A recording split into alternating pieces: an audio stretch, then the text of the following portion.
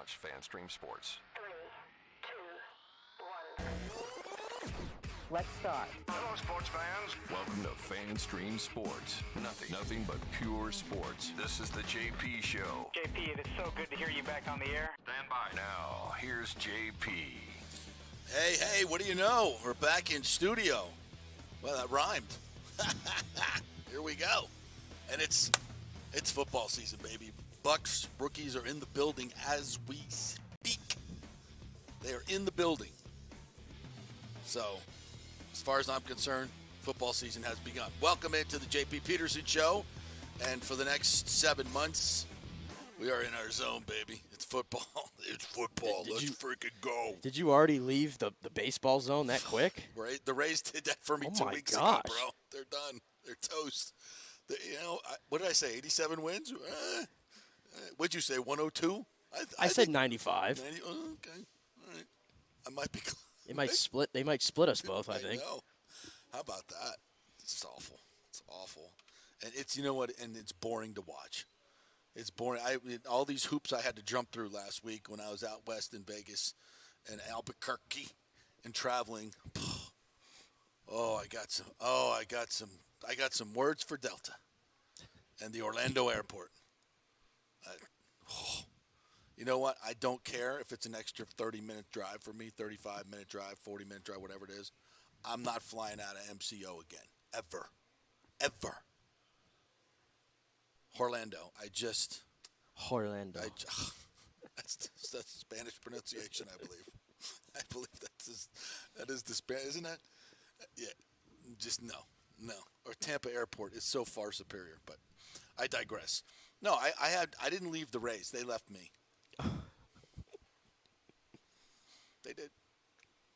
Yeah, they're playing exciting baseball, and and then they reverted back to last year. It's just got one hit yesterday for most of the first 8 innings. One effing hit. I can't watch it, man. I cannot watch it, especially when it's like circling the drain on my phone because they can't get good Wi-Fi on Delta. I don't see how they come back from this unless they bring in 2 big bats and at least one big closer. They got no shot against the good teams in this league. They don't match up. And this has been the story of the Rays. Yeah. They know how to get wins in the regular season, to beat crappy teams, but when it comes to going up against the elite teams, they don't got it. They just don't. They can't handle it because they don't spend money on proven players. End of story. Moving on. Let's set up the show. We'll get to more Rays in a little bit, but not much more. Paul Stewart's going to join us from across the pond. He was out at the Open Championship this weekend, and, of course, we'll be talking Buccaneers with him as well. Rather talk golf and Buccaneers over Rays any day right now. The Butcher of Hoylake is what they're calling Brian Harman. Is that for fact? That's what Paul told me. The tabloids in England, the Butcher of Hoylake. Not the most dominant golfer, not the champion golfer, not a dude that put on a dominant performance. If that was Tiger Woods or Rory McIlroy, for God's sake, if Rory McIlroy could have done or Tommy Fleetwood, Fairway Jesus, if either one of those guys did what Brian Harman did, they would be glorified in the English press as the second coming of Tiger Woods. I mean, would they not? Oh no, that was exactly my take yesterday when I was seeing all these things. Even golf media was like openly rooting for Harman to fall apart on Saturday so we could get an exciting Sunday. And it's like if Tiger was ahead by 6 strokes on a Saturday, all of you would be like, "Oh my goodness, this is going to be fantastic." As would I. This is going to be fantastic. Tiger's going to win another major and all this stuff. But because as they boring old Brian Harman from Georgia. Yeah. And God forbid he be a hunter. He's a hunter. He's a hunter. Oh, my God. Yeah. Oh, my God. How barbaric. He actually uses a gun to shoot animals? Oh, my God, how barbaric. Oh.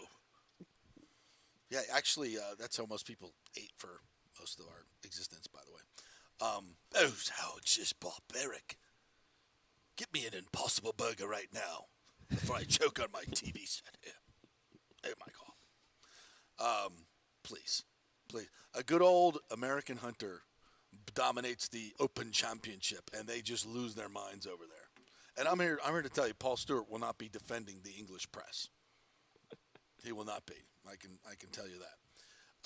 Anyway, so we'll chat with Paul about golf and some other things, and of course Buccaneers as well as we get started here. J.C. Allen of the Pewter Report will join us at 11:30 to talk about some Buccaneers as well as training camp gets ready to start. I got a poll up, just put up a poll for you kids, and I'm asking you, what player would you like to see have an outstanding training camp to make you most optimistic for the 2023 season? I think that's kind of a fun little poll. So go ahead and vote in our poll. So once again, which Buccaneers need to have strong training camp to make you feel most optimistic about the 2023 season?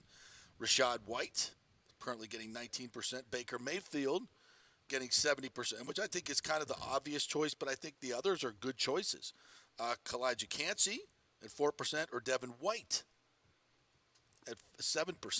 I think all of them, and I think it's key that all of them have a good preseason for me to feel really optimistic about this team.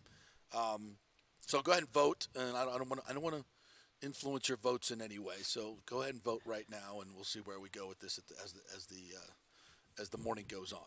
So lots of big things happened this weekend, and if I was gonna dive in on the Rays, but I don't know, Nick. Do we care anymore? Oh, I definitely cared. We're just putting it to the back page. I definitely cared because I watched every single inning of this weekend. I sat through it. Yep, that's right. I sat through all of it. My mental health is not great, as you could probably imagine. No. I watched most of them. I watched most of them. And, I'm trying to figure out, how I really feel about this series. And from one side of I listen to a lot of people talk about it, the post radio show. I heard, Chris Adams-Wall, who's doing it now. I heard his take on it. I heard Rich Hollenberg's take on it. And, those guys usually feed me optimism, right? And I needed a little bit of it yesterday. Mm-hmm. And from one side of the token, you could say, well, they're not getting blown out in any of these games. They were all very close, right? That's one side you can look at it. Yeah. A couple things go one way or the other. Yeah, it's the little fine details that the Rays are not doing right now. But that's what separates you in the playoffs, though, is you have to do those fine details to win baseball games. And we saw that team do it for the first month and a half of the season. Mm-hmm. And obviously it's lapsed on them here. And I know you weren't there for you weren't on Friday to see what happened on Thursday with the Randy Arozarena play and the Taylor Walls just malfunction junction over there in the field. Those type of things are what we've been seeing happening for this team, and I can't recall it being that extreme, though, right, from what I saw that day. And not only just that play, but right. Their sloppy defensive play lately is just – it's very alarming. It's unacceptable. Everything that's regarding – because the pitching, to me, I think has been, all things considered, great. I really do. Although I have no faith in Fairbanks at this point. None. Well, Fairbanks had pitched a lot in that series, and, he's your best pitch. Look at what Baltimore does with Batista. That guy pitches almost every game, and he comes in and he's nailed. So I have no problem. You ride your best arms in high-leverage situations. I do too, but big series. I get it. He gets it done. Fairbanks doesn't. More often than not, I think Fairbanks does it. But this is what I said, though, when I said Fairbanks has been really good this year, but he hadn't been elite. Whereas you look at Batista, and right now I'm here to tell you, if the Rays come into the playoffs and they have to play Baltimore at any point, just pack it up, because if Baltimore's they have to, won 6 of 9. If they have to see Batista in the postseason, it's over. It doesn't matter if Wander's up there. It doesn't matter if Randy's up there. It doesn't matter if who doesn't matter. They cannot get a run on Felix Bautista right now. They can't really get anything going. Now, yesterday was actually the best they actually looked against him. Margot got on base and Yandy got on base, but then you have 3 really good hitters all just chasing pitches, striking out, no shot. Josh Lowe's at bat was horrendous. He's gotten really bad. He can't hit velocity. No. All of a sudden, he can't hit velocity. It looks like Josh Lowe from last year. Yep. Wander Franco, I'm here to tell you right now, I asked you before ahead of the show, I'm like, am I allowed to say this? Is this coming off? No. Wander Franco is an immensely talented player, yes? Yeah. Numbers always look good. Great overall. WAR. Yeah. When's the last time he had a big hit? Thank you. Wander Franco, it's at the point I have no confidence in the guy that we gave 200-something million to. I have no confidence that he's going to get a big hit in a big spot. No. I just don't. And he's leaving me wanting more. I've been talking about this all year about him.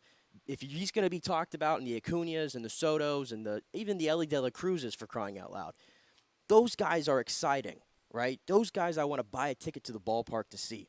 Right now, I'm not there with Wander Franco. He's not going to hit 20 home runs this year. Right now he's hitting, I think he might have dropped below 270 after yesterday, if you can believe it. The batting average continues to just plummet there. Mm-hmm. I know batting average is not everything, but it still matters to me a little bit. Sure. But I just feel like I expected more out of Wander Franco in this extended slump, going back, by the way, to when he got benched. Since he got benched, I believe he's hitting 195. Yeah.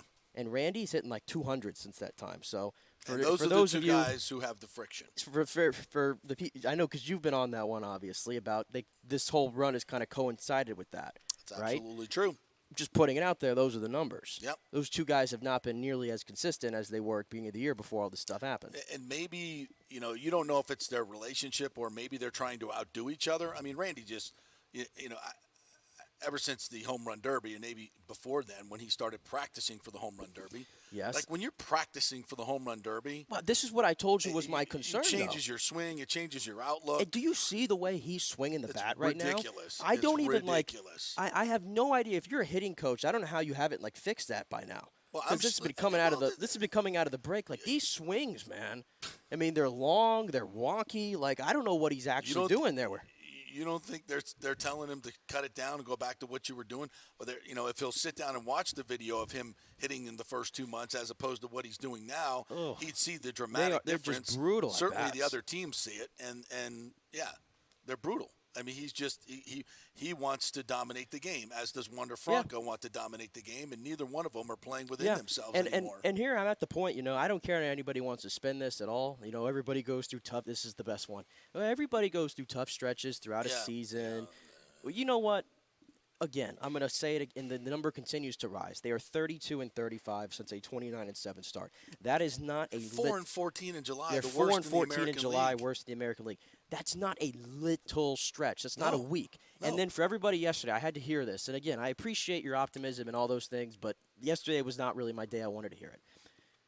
They said, we've played the Phillies, and we played the Braves, and we had to play the Rangers, and we had to play the Orioles. Well, you know what? If you're such a great baseball team, and we're talking about best in the AL, and you're the favorite and all that, well, you know what? You come out on there with at least a split against those good teams. Well, what did the Rays do? They lost a series to the Phillies. They lost a series to the Braves.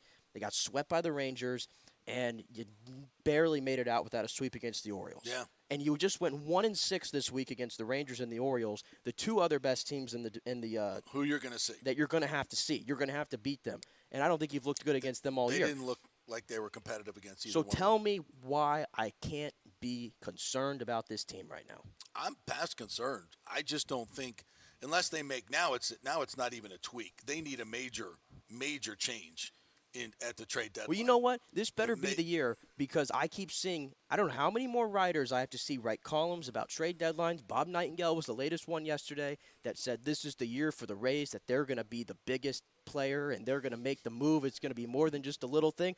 Well, I better see it then.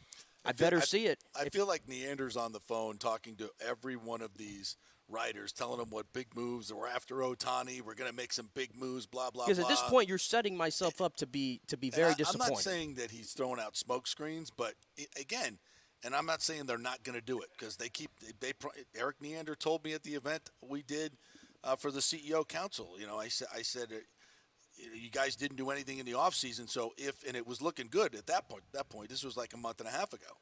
I said, are you willing to go out and spend big money to make it happen? He says, if the deal is right, we are going to spend big money. And he said it at the beginning of the year when he didn't make any changes. Right. He said, we didn't see the deal that we wanted to, but now we're going to evaluate at the deadline, and we're going to be very aggressive in what we do. Okay. Well, let me see it. Let's see it. Let me see it. As I said, if you walk out of this trade deadline with a week left, with a mid-level reliever that you think you can fix and all these things, and you give me the equivalent to David Peralta of last year, I think I might. I'm just. What am I going to say at that point? It's football season. It's football season. It's probably what I'm going to. It's probably going to be at, because you're just telling me that you're really not in it to go with this greatest team that you've ever put together. If you're really in for big players, then land one. The greatest things about trades is you don't have to convince the players more often than not to come to your team. You just make the trade. Well, they don't have with the organization. They don't have a choice. They don't have a choice. So it's the easiest way for this team to land a big fish. It's the only way. And all the prospects. Because but here's the thing. time, as we've said many times, big-time and position players aren't coming. Here is my thing, and this is where we deferred a little bit when we were talking about prospects last week with the whole Ohtani thing. Take Ohtani out of the equation. For everybody else that's available on the market that maybe you have control over or you think it's a better deal to go after, if we're not bringing up Jonathan Aranda and we're not bringing up Curtis Mead because, what's the point? And Rich made a great point last week when I asked him about this. What's the point of bringing these guys up as rookies? They're going to struggle. Anyway. They're going to struggle, right? By September, I should say. All those things, they're going to be up in September. You'll get a look at them. If that's the case, and the front office is telling me that this is the team that we believe is our best team that we've ever put together, then F the prospects then. Yeah. If they're not helping me this year, this year. Keith Law came out with then do something then. Keith Law came out with his top 60 with the draft players being considered now, the ones that were just drafted. And the Rays have 2 in the top 12. And J.R. Caminero and Curtis Mead. Of course, Caminero's not just up in double. And he's the only one that I would probably say is off limits. Is Junior Caminero. Yeah. And then Curtis Mead at 12 and Carson Williams at 44. Neither one, they're not ready to help right now. But these are prospects. These would be the ones that other teams want. Right. Those are the 3 that the other teams are going to want. So, do you part with them because you think you got a shot this year? Here's the thing. I don't think this team is nearly as good as everybody else thinks it is. I don't think, and I said this last week, and it's because of what we said, I've been saying for weeks, adjustments. Baseball is a game of adjustments. That's why you get the big time players, the big time hitters, the Bryce Harpers, the Juan Sotos, the proven run producers have already proven that you can throw whatever you want at them. They're going to control the at-bat. They're going to get the pitch they want, and they're going to produce. The young players can have hot streaks, and they can go out and do a few things, but in the grand scheme of things, that's why baseball is a numbers game. Over the season, what are your numbers? Because you're going to be forced to adjust. They get the book on you. They know where the holes in your swings are. Now you have to learn how to avoid those pitches and control the at-bat. That's what makes baseball so effing hard, especially the way these guys throw these days. So, have the Rays made those adjustments? No. Clearly they have not, because for the last 2.5 months, they've been a below 500 team. I mean, are they terrible? No, but they're not good enough to win a World Series. And I don't even think they're close. And that's the thing. So why give away prospects this year because you got a great team? You don't. You're 2 games back, or a game and a half, whatever, of the Orioles. They're a better team as far as I can see. The Rangers are a better team as far as I can see. The Astros, we'll find out this week, are a better team than the Rays. Well, that's what I said. I think the Rays right now, if I was picking World Series favorites right now in the AL, I think they're the 4th team. Yeah. Because I think Baltimore's back end of their bullpen is so superior, and that's to the rest of the league. Quite frankly, their offense is just as good. Their offense right now is way better than the Rays. Yeah, their offense is gelled, and they're doing it without Cedric Mullins, by the way, who's kind of their table setter. Right. They have a lot of young guys, all those things. What they're missing is a top flight starting pitcher. And Baltimore clearly has the resources to go and get one they or got two a lot of those top if they prospects. really want to. Yeah. So expect Baltimore to be aggressive. Texas obviously is going to be aggressive. We know that. And I think they have the hitting. They have everything. And Chapman has made such a difference. Yep. That's to me is what I continue to see every series. The Rays bullpen is good. But it's not shut down. But it's not shut down when you need it to be. They battled back and got at least tied. Bullpen gave it right back 2 games in a row. Right. 2 games in a row. You got to shut that down. Give your team a chance to win. But they didn't do that. That's true. But even in yesterday's scenario, though, can I get more than 1 hit in 7 innings? It's awful. It's awful, and the strikeouts are up. It looks exactly like last year's team. The grounding into the double plays, the rollovers. It's everything with this team right now at the plate. Yeah, and the fact that I don't know what the hell's going on with you can come. Oh, Brandon Lowe's, he's doing okay. Look, he's not. And Jonathan Aranda is a better hitter right now. And I don't care about the defense. And not that is Brandon Lau that great a defensive player? I see him almost make a lot of plays. He's not great. Well, he's not great. They do not I would either want put Taylor Walls there for his defense, who's they're both automatic outs, or get me Aranda up here. The offense is struggling. We got to get another bat in the lineup, and that kid can freaking mash. Yeah, or me. That's what I said. I'm like, if you're not going to use them, then if in all seriousness, if you're not going to use them this year, right? Trade them. Then just trade them, because here's the thing. It's caught up. It's like we're never going to get back to what we saw from the beginning of the year where this team went 29-7. It was never going to be that way. There was going to be some regression to the mean. But, like, I don't know what the middle ground is still. Like, there's people keep telling me, oh, okay, well, they're not as good as they were at the beginning of the year. They're not as bad as what they are right now. They're in the middle. But my argument there is that for the last 70 games or so, they've been closer to what you've seen the last couple weeks. And I know this 4-14 stretch has made it more gaudy, but even when they were winning the games, and I know the whole goal is to win the game, move on, but I don't think they were as buttoned up even when they had a positive record here in the last month or so. Do you? No. I don't think they were. You could start to see it a little bit, and now they completely just bottomed out. In all phases, they've regressed. Their starting pitching has regressed because of injuries. Their defense has regressed because whatever the hell is going on with this team. Mental lapses is what I attribute it to. Well, here's another thing. How many of these guys have played a full 650 at-bat or plate appearance Major League season? Not many. Not many.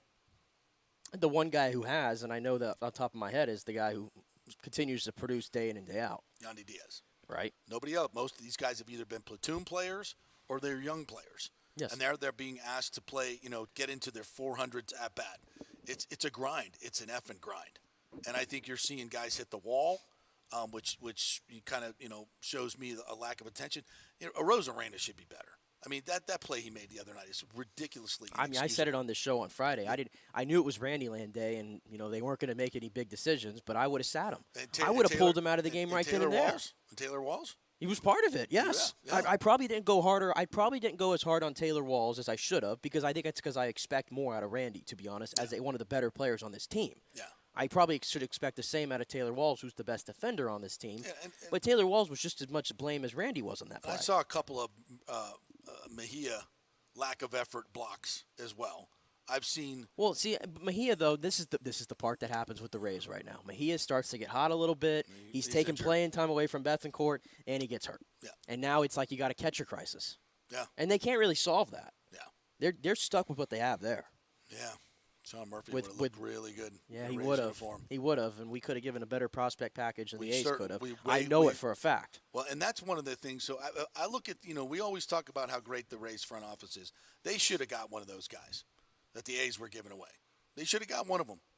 Chapman or as I say, or Sean Murphy. Those got to get a little uncomfortable if you want to win a World Series. Yeah, and that prospect package that they gave up we definitely could have bested that. And why didn't we? Because we have to win every trade in the blowout. We can never get equal value. Because I don't think the Rays. I'm speculating here now. Okay. Didn't want to pay Sean Murphy. No, I wasn't going to put that out, but that might be true. I'm speculating here. Neander could say, because Neander already put it out in the offseason that they were looking. It was the biggest non-kept secret out there, right? They were looking for left-handed batters. They were looking for more pop in the lineup. Again, they knew this. Do? Nothing. But they didn't do anything. So it's all bullshit. But that's what I'm saying is I have to think by the time the Murphy trade was made, I think Eric Neander, they could say that, we believed in our guys and we started out really hot. They didn't see that coming. No, they didn't. Not for 1 second. Admitted that. Not for 1 second. So maybe at the time the thinking was, well, you know what? We don't think we have that team right now, so we're not going to make this rash move. But now because of the way they started, they believe they can win a World Series. I think that's what's going on here. When the reality is the team that they have put together right now, while I think it's a really, really good team, I just said it's the fourth best team in the AL, in my opinion, as the World Series contender. I don't think they are the team right now to beat in the AL. Well, maybe it's this. With Freddie Freeman stuff. Mm-hmm. Then right. The Ohtani stuff, and right. Who are some of the other big names? The Sotos of the world. And then in Neander, we're going to go out and do something this offseason. Don't do anything.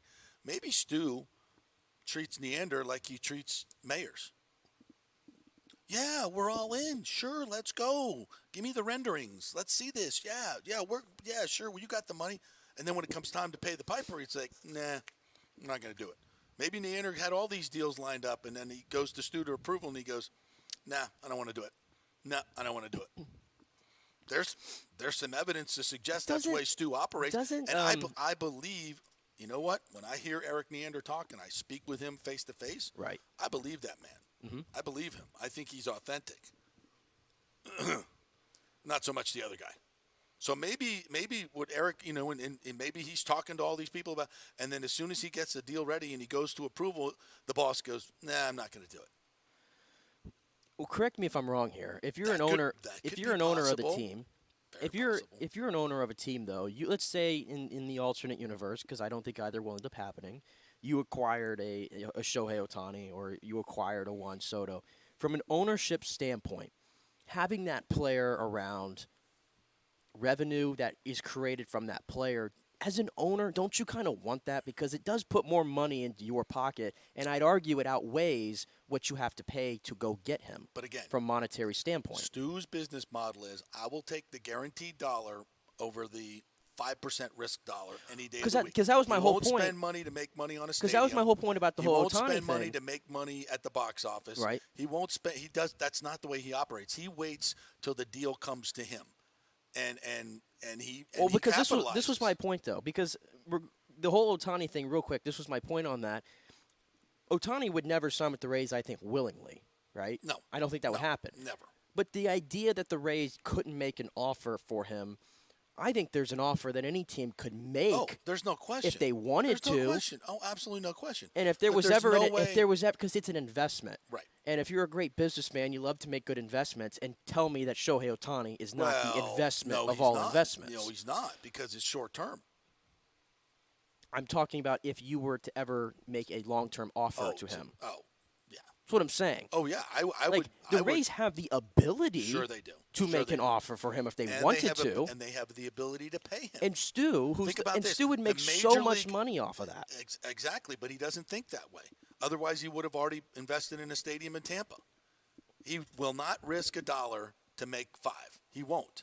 Not when he can. Not when he can guarantee. I just don't see the risk there. There's a risk in paying Ohtani.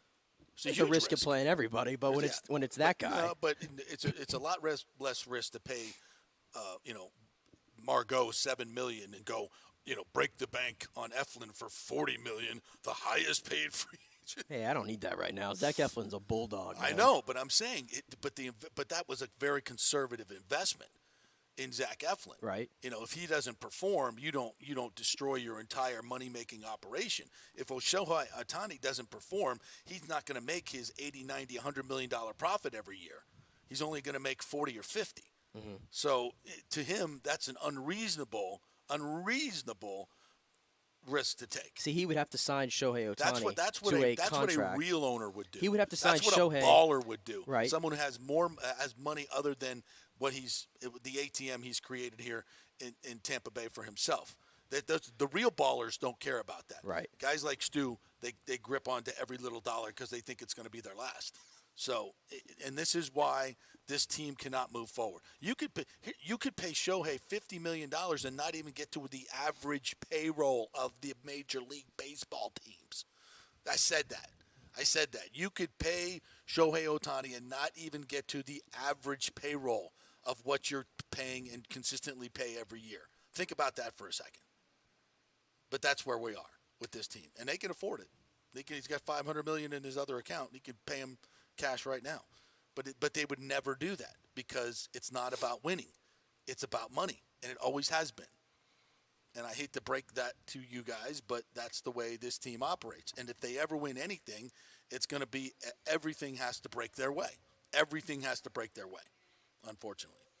All right, let's take a break. When we come back, Paul Stewart's going to join us from across the pond, and we're going to talk some golf and how the British press are annihilating Brian Harman because he's a Hunter and he's an American too. That's another reason. We'll talk about that. Fred McGriff in the Hall of Fame. We're going to get to that later on down.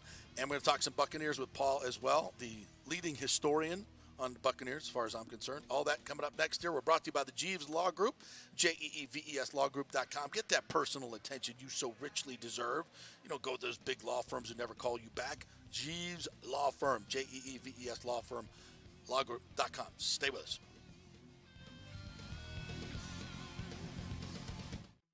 Hey guys, are you experiencing those feelings of getting older, lower sex drive, fatigue, hot flashes, moodiness, or you just don't feel like you had the vitality you once had? It's a chronic problem here in the United States. You're not just getting old, it's likely low testosterone. Studies over the last 20 years show a shocking decline in younger males aged 16 to 39. Older men have seen a sharp decline as well, so do something about it. Go see my friend Christopher Lugo at Bay Area Modern Medicine. Look, testosterone replacement is not a frivolous treatment. It takes a professional, targeted approach that focuses on total body wellness, vitality, and emotional stability, not a one-size-fits-all approach like many clinics use. They will monitor your blood work and adjust your treatment as needed for optimal results. Folks, I've been on testosterone therapy for over 6 years, and it is a life changer. You will feel and look better than you did 10 years ago. Give them a call at 844-977-3477 or go to BAMMC.com. Tell them JP sent you for priority scheduling.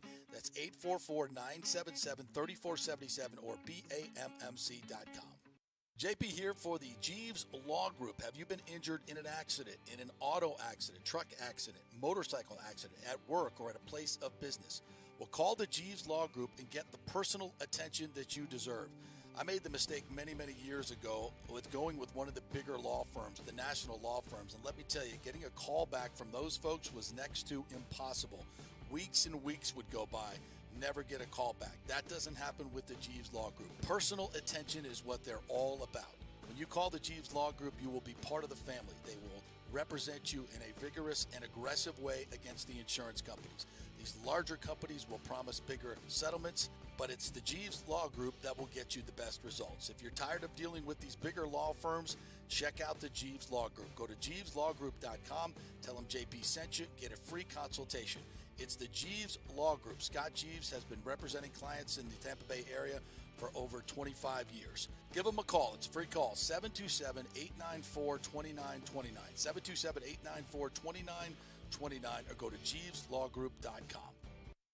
During COVID, over 1.7 million people were added to the Florida Medicaid rolls, but as of April 1st, 2023, most of these people may not be eligible for the Medicaid coverage and will lose their health plan. If you have been notified you are losing your coverage, don't freak out.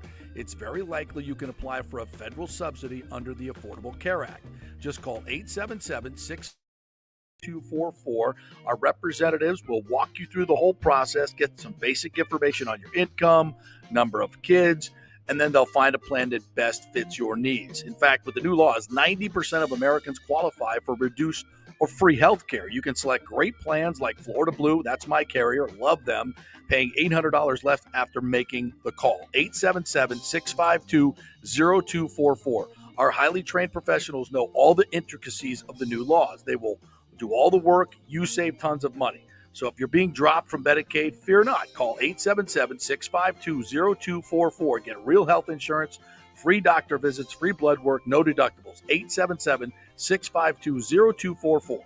Hey, JP here for Extravaganza Productions Incorporated, EPI. You've probably seen their purple logo at so many events that you've gone to. They are based in Tampa.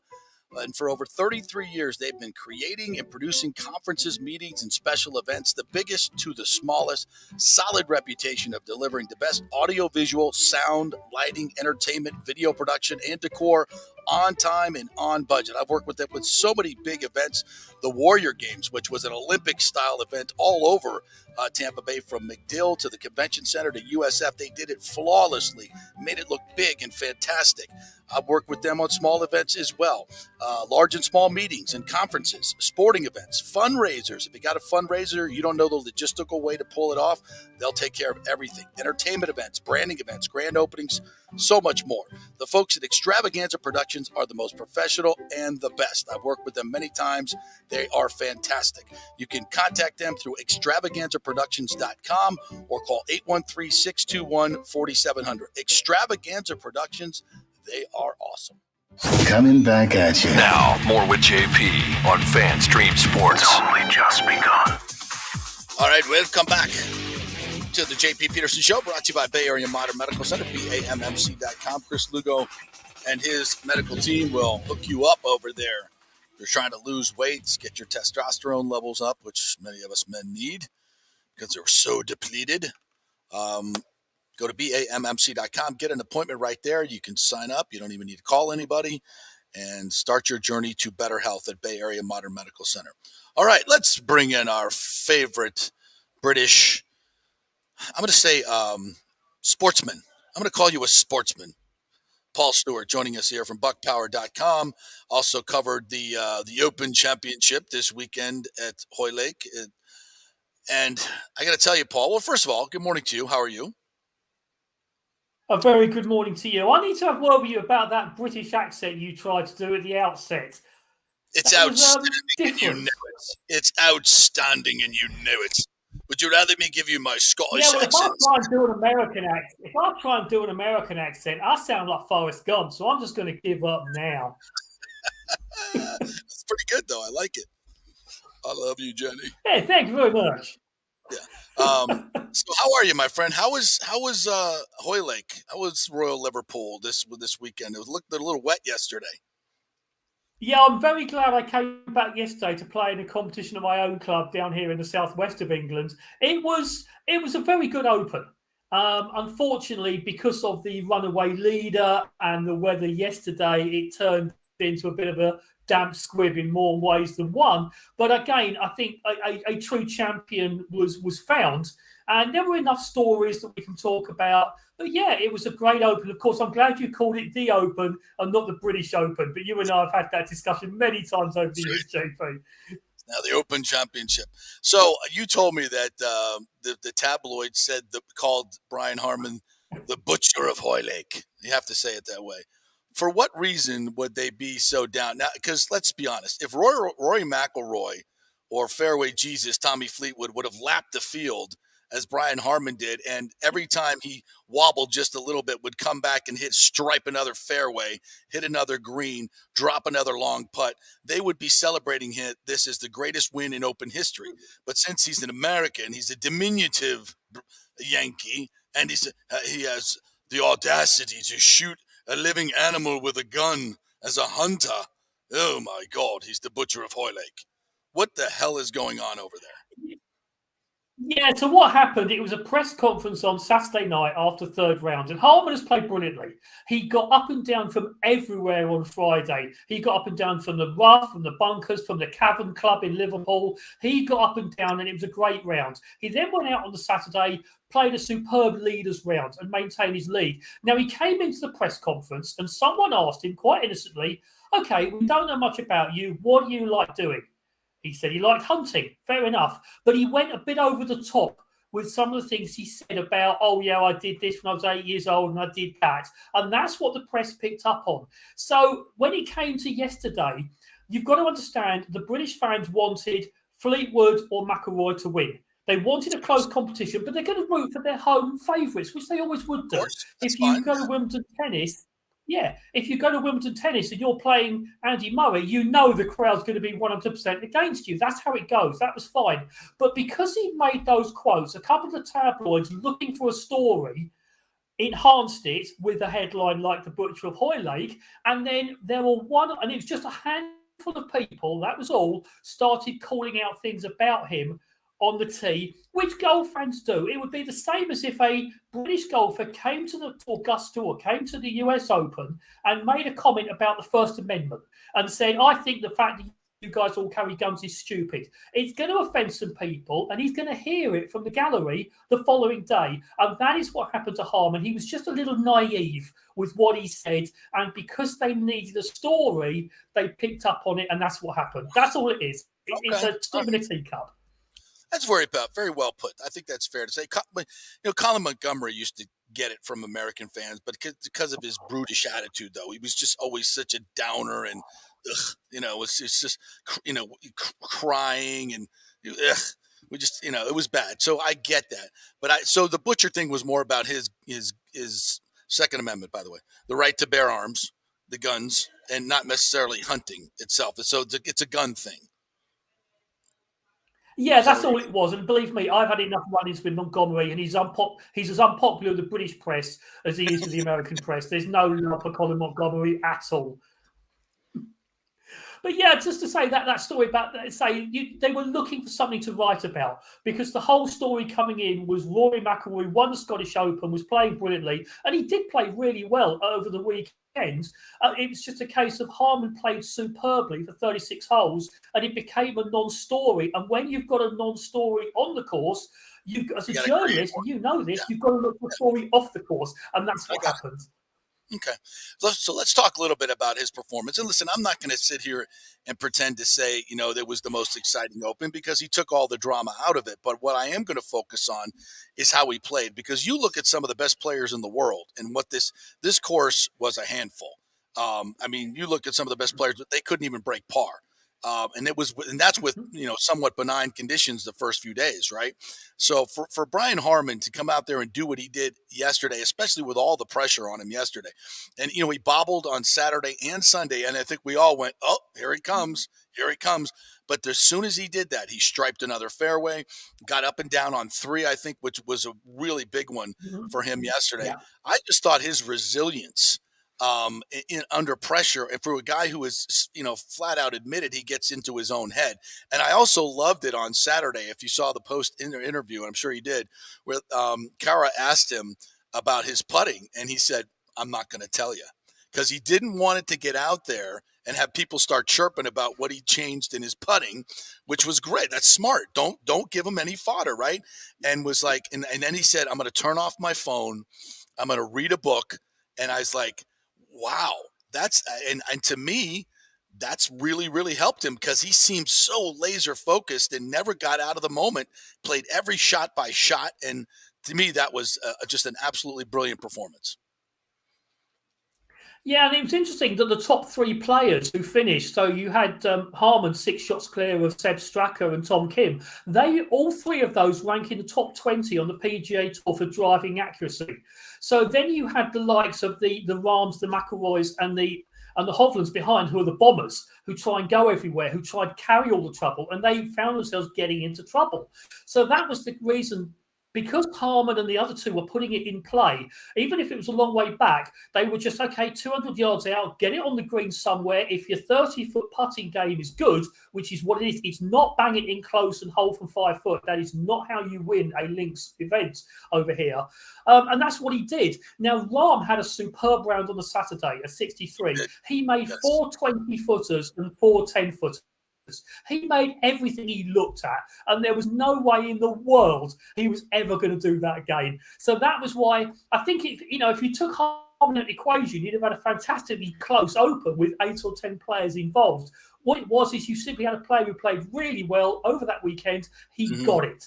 And you have to have a different game. As you've played links golf, it's a different type of game. I mean, obviously, I've played a lot of those courses. I've not played Hoylake, but I've played nearly all of the other ones up there. You've got to be patient. Just take your medicine, lay back, get it on the green from long distance, get up and down from somewhere, and that's how you win. And that's why he's holding the claret jug now. Yeah, I think it's real interesting you mentioned. That's great stuff, Paul. And you talk about Rahm's number, and Zinger gave a great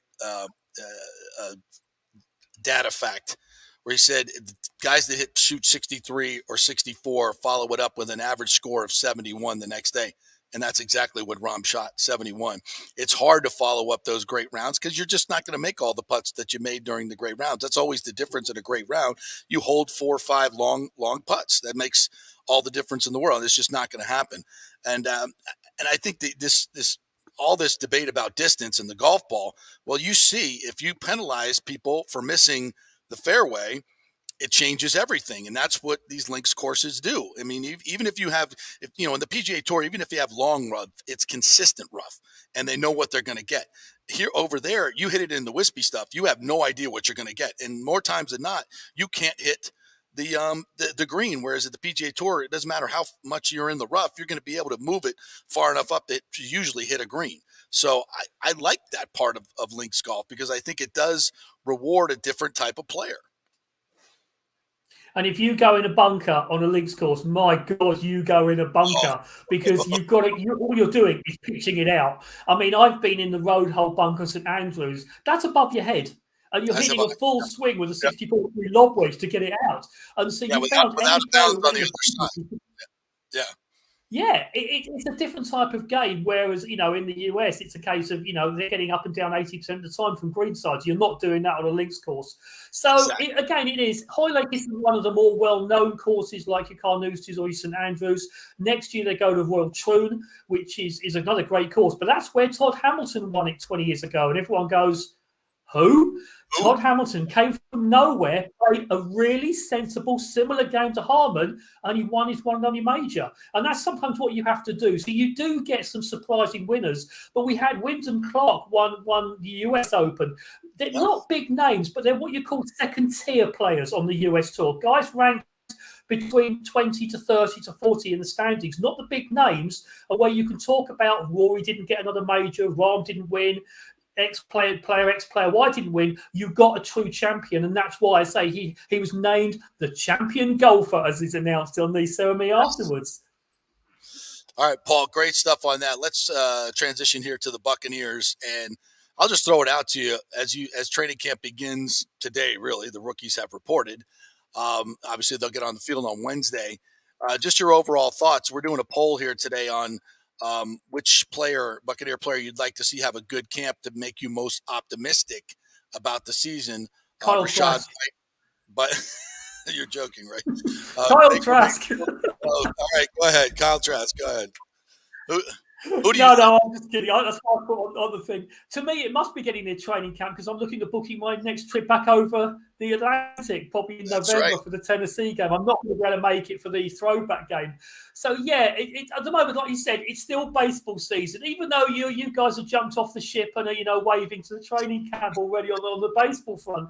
Yeah, everyone is really optimistic. And it's amazing how, for the last 5 years, everyone has said Baker Mayfield's terrible. He's not a good quarterback. And suddenly, here we are in July, and everyone going, this guy's fantastic. He's going to be the new saviour. Yeah, right. Let's just hold fire on that one. So I want to see a good performance from a quarterback. I don't care about any other position. I said to you last time we were on, this is the year where you pay the credit card bill we had for the last 3 years. And there's a Vince Lombardi trophy sitting at one place because we spent too much. So I don't mind if things go back a little bit this year. But yeah, we're full of optimism. I just want to see it from the quarterback position rather than anyone else. No, listen, I'm not saying that Baker Mayfield is suddenly going to be Tom Brady, the good Tom Brady, not the last year Tom Brady. But he doesn't have to be. I think with this defense should be a top 5 defense. And if you have a top 5 defense, you should be able to be in every single game. You don't have to score 30 points like Brady. Just give me 24. Give me an average offense with this defense, and I think the Bucs will win more than they lose. I'm not here to like Rashad White saying we're going 12-5. I think this is a 9-10 win team, and I think that'll get it done in the NFC South. So, so I don't think Baker's going to be the greatest thing ever. I want him to be 2020 Baker. Run the running game, get that more efficient, have a balanced offense, throw 25 touchdowns, 24 touchdowns, 8 interceptions. You don't have to have an all-pro year. That's all I want from my quarterback. And I think if Todd, and then, of course, for me, it's Todd Bowles. He's the X factor. How will he coach? How will he manage the game? How will he manage the team and get more accountability than he did last year? That's my biggest question mark. Where are you on Todd Bowles? I think he had a very hard job last year because he was working with all of Bruce Arians' assistants. And I still feel the criticism on Byron Leftwich was really unfair because to me, the problem was Tom Brady because he lost the players on the offensive line at the start of the season. He was playing scared, which is understandable. He's almost as old as you and I, JP, and that's getting on, as you and I both know. So Brady was dumping the ball off in 2 seconds. And if you watch the All-22 film, teams realised it, started rolling everybody up, and hence all you had was short dump-offs. That's not Byron Leftwich's fault. And in the one game where Brady decided to use the real offense against Carolina, 300-plus yards passing, big plays to Mike Evans, we won the game because he stayed in there. That was not Byron Leftwich's fault. So I'm totally in on Todd Bowles. I'm totally in on the offense being better because it's addition by subtraction. And like you say, everyone's full of optimism, but I still feel Byron Leftwich had a really hard deal being fired at the end of last season. It wasn't his fault. Your retort? Hold on. My man over here. Here you go. Come on, Nick. Tom Brady. I'm not going to defend Tom Brady, but I'm sure as hell not going to come in here and say that Byron Leftwich is absolved of any blame. No. I just can't get there. I can't get there because I mean I watched the film too, and I think even when the Bucks were winning the last 2 years, I think everybody still had those moments where they were like, "What the hell is Byron doing?" Right? I think we were all secretly looking at Byron and going, "He's the liability of this core. It has nothing to do with him at all." And if he was such a great coach, Paul, and he was such a great offensive wizard, he'd have a job right now. But it's what is it? July 24th, 2023. He's been fired for almost 6 months, and he still has no job. There's some XFL openings coming up. Is there? Yeah, I hear the Arena League's making a return next year. They are, yeah. My Maybe goodness. He can coach for I've heard the Rays need a cleanup hitter as well. Maybe he can play cleanup for the Rays instead of Franco grounding out to second the whole time. That's true. We got some usage for him. But no, I think Brady was to blame. I think it's. I hear where you're coming from. I said it was 75 Byron, and I had 25 Brady. That's the way I looked at it. By the way, Paul, didn't that terrible coaching staff win a world championship under Bruce Arians?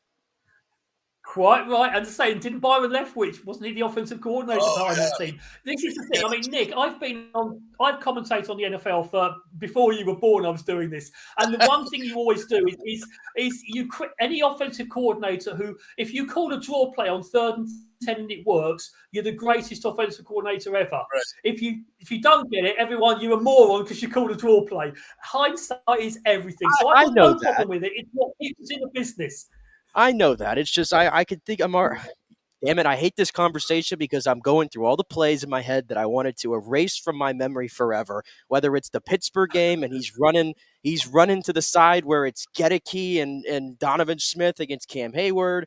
I mean, the no logic in the interviews, that's the thing. It's like he's stuck in like the 1980s with his terminology and how he like sees the game, and he's laughing at reporters who bring up analytics and just normal stuff, that everybody uses.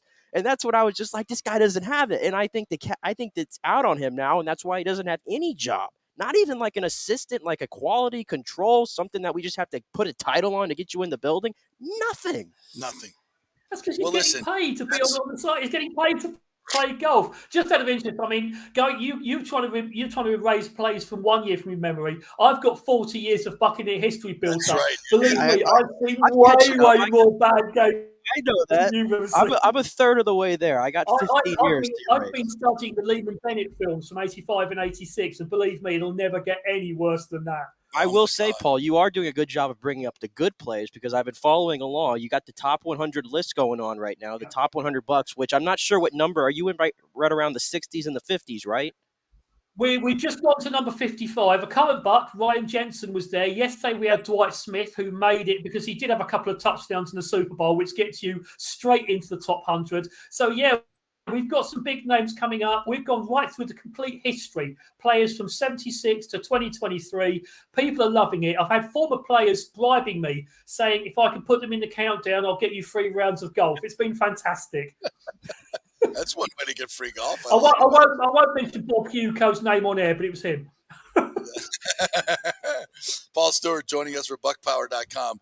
I'm kind of bullish on this season. I'm very excited to see what it holds. And I think, I think you and I are pretty much on the same Brady wavelength. It was thanks for the memories. It was awesome. Last year wasn't the real Tom Brady. I don't think he's coming back as much as people still murmur about it. I think Tom understands that last year was. He's enjoying life with supermodels, JP. I know. Who's he dating now, Paul? Ronaldo's old girlfriend he's dating. Bradley Cooper. Bradley Cooper's old girlfriend who has a kid with, or she has a kid with. So, he's off to retirement. And this is going way over my head, this one, guys. I figure with all the British tabloids, like 30 years.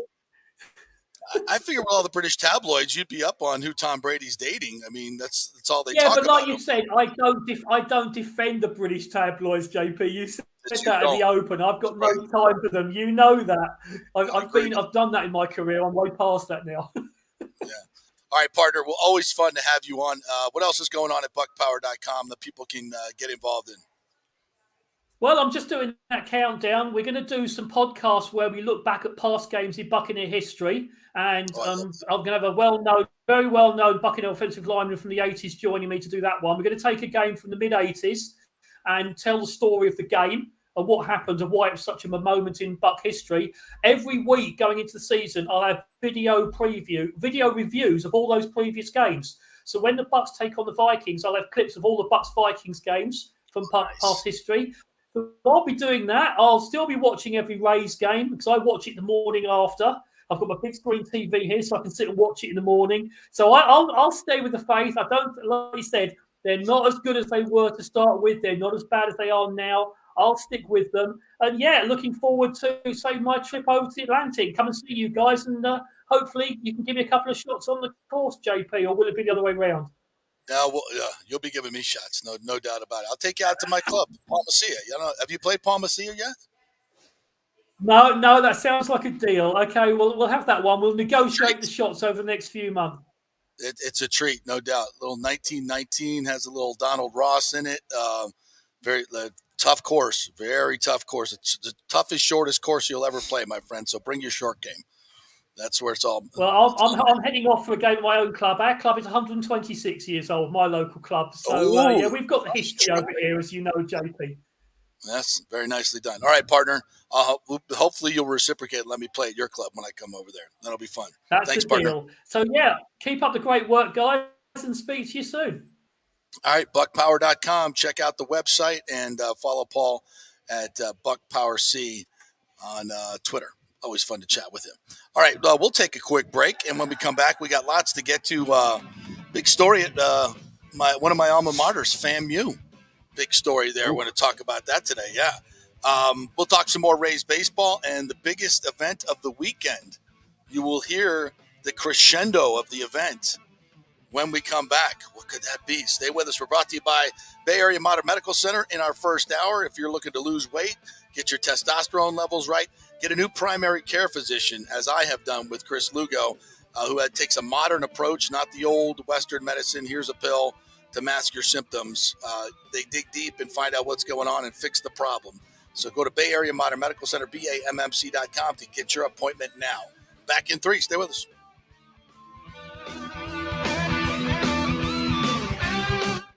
All right, this is for all you guys who don't want to go to the gym and do 5,000 crunches. At Bay Area Modern Medical Center, you can get on the new True Body machine where you can reduce fat and tone up your muscle. It's like doing 54,000 crunches in just 15 minutes.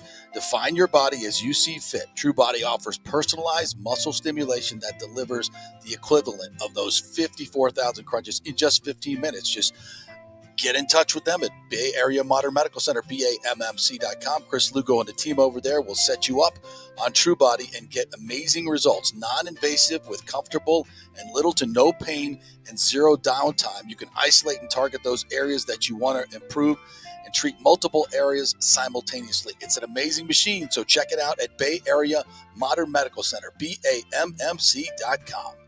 Well, Fitz the mortgage guy did it again. A listener heard his ad, was going to another big bank, but called Scott Fitzgerald at American Mortgage Services of Tampa, and Fitz saved him $618 on his monthly payment. Are you kidding me? Folks, that's big money. Rates are going up, they're going down, they're going all over the place. Scott will shop your loan and save you lender fees and get the best rates. Email him, scott@amstampa.com, or call 813-294-7595. That's Fitz the mortgage guy. Lots of stuff going on right now, and these rates are going all over the place. You need somebody knowledgeable in the market that will work hard for you and get you the best deal. That's my man, Scott. He's done 3 loans for me, done thousands of loans for local folks here, works with a lot of the coaches and players in the area. He's the guy. 813-294-7595, or go to scott@amstampa.com. Insurance coverage can be confusing and expensive. I mean, where do you start? Which companies can you count on to pay out fast and fair? Well, call the great folks at Italiano Insurance. It's a family-owned business. Jeff and Nat Italiano are carrying on the 60-year-plus tradition of giving amazing customer service and giving back to the community through their annual backpack drive for needy students and their support of the local pediatric cancer patients. But it's the customer service that sets them apart. They can shop all your insurance needs and save you big-time money. Don't hop on the internet and waste time looking at some bogus reviews. Talk to knowledgeable agents and not some voice-generated robot. These are confusing times for homeowners, and Italiano's team of experienced professionals can provide the right coverage for every situation. Home, auto, business, life. It's Italiano for all the pieces of your life. Call 813-877-7799 or go to italianoinsurance.com. During COVID, over 1.7 million people were added to the Florida Medicaid rolls, but as of April 1st, 2023, most of these people may not be eligible for the Medicaid coverage and will lose their health plan. If you have been notified you are losing your coverage, don't freak out. It's very likely you can apply for a federal subsidy under the Affordable Care Act. Just call 877-652-0244.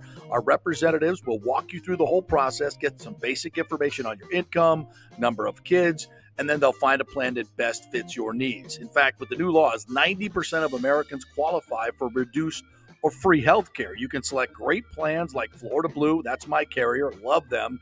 Paying $800 left after making the call. 877-652-0244. Our highly trained professionals know all the intricacies of the new laws. They will do all the work. You save tons of money. So if you're being dropped from Medicaid, fear not. Call 877-652-0244. Get real health insurance, free doctor visits, free blood work, no deductibles. 877-652-0244. Hey, JP here for Extravaganza Productions Incorporated, EPI. You've probably seen their purple logo at so many events that you've gone to. They are based in Tampa.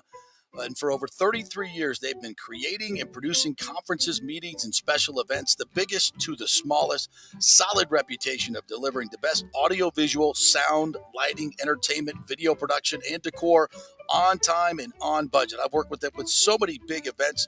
The Warrior Games, which was an Olympic-style event all over Tampa Bay, from McDill to the Convention Center to USF. They did it flawlessly, made it look big and fantastic. I've worked with them on small events as well, large and small meetings and conferences, sporting events, fundraisers. If you got a fundraiser, you don't know the logistical way to pull it off, they'll take care of everything. Entertainment events, branding events, grand openings, so much more. The folks at Extravaganza Productions are the most professional and the best. I've worked with them many times. They are fantastic. You can contact them through extravaganzaproductions.com or call 813-621-4700. Extravaganza Productions, they are awesome. Ladies and gentlemen, let's rock. This is FanStream Sports with JP. All right, welcome back to the JP Peterson Show. Our second hour here, live in studio. Always feels good to be in studio. I know we have to do a lot of stuff off the reservation here, but always feels good to be back in and interacting with everyone. We're going to get to all of your comments here. We got some good stuff coming up on your comments here. And, yeah, we're going to talk about some college football. Fred McGriff going into the Hall of Fame had a nice, very localized speech. He looked great. Mm-hmm. Big smile. So we'll get to that. So a lot coming your way. And J.C. Allen's going to join us at 11:30 to talk some more Buccaneers. So without further ado, I want to get to some of your comments here. Christopher Cole says the Rays need to make a move ASAP. I think that's pretty damn evidence. As Bruce points out, it's so disappointing after a historic start. Lonnie Wilkins, good morning, Lonnie. If this is their swan song, they have to go for it. If they don't, then they'll burn the goodwill the fans gave them for Randy Land and spiked attendance.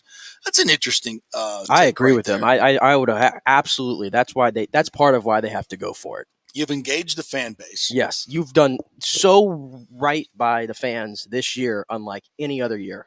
Well, as you know, I've been the most critical of this organization from a money spending standpoint. I don't see a lot of that in other media anywhere. And I think it's important. And I think it's the number one thing that holds this team back, but nobody wants to talk about it because we're a low revenue team. No, we're not. We have plenty of money to spend. We choose not to. And I don't think that's talked about enough, to be quite frank with you. And when we have John Smoltz come on this show and say, yeah, they figured out how to do the regular season, let's give them their kudos for that.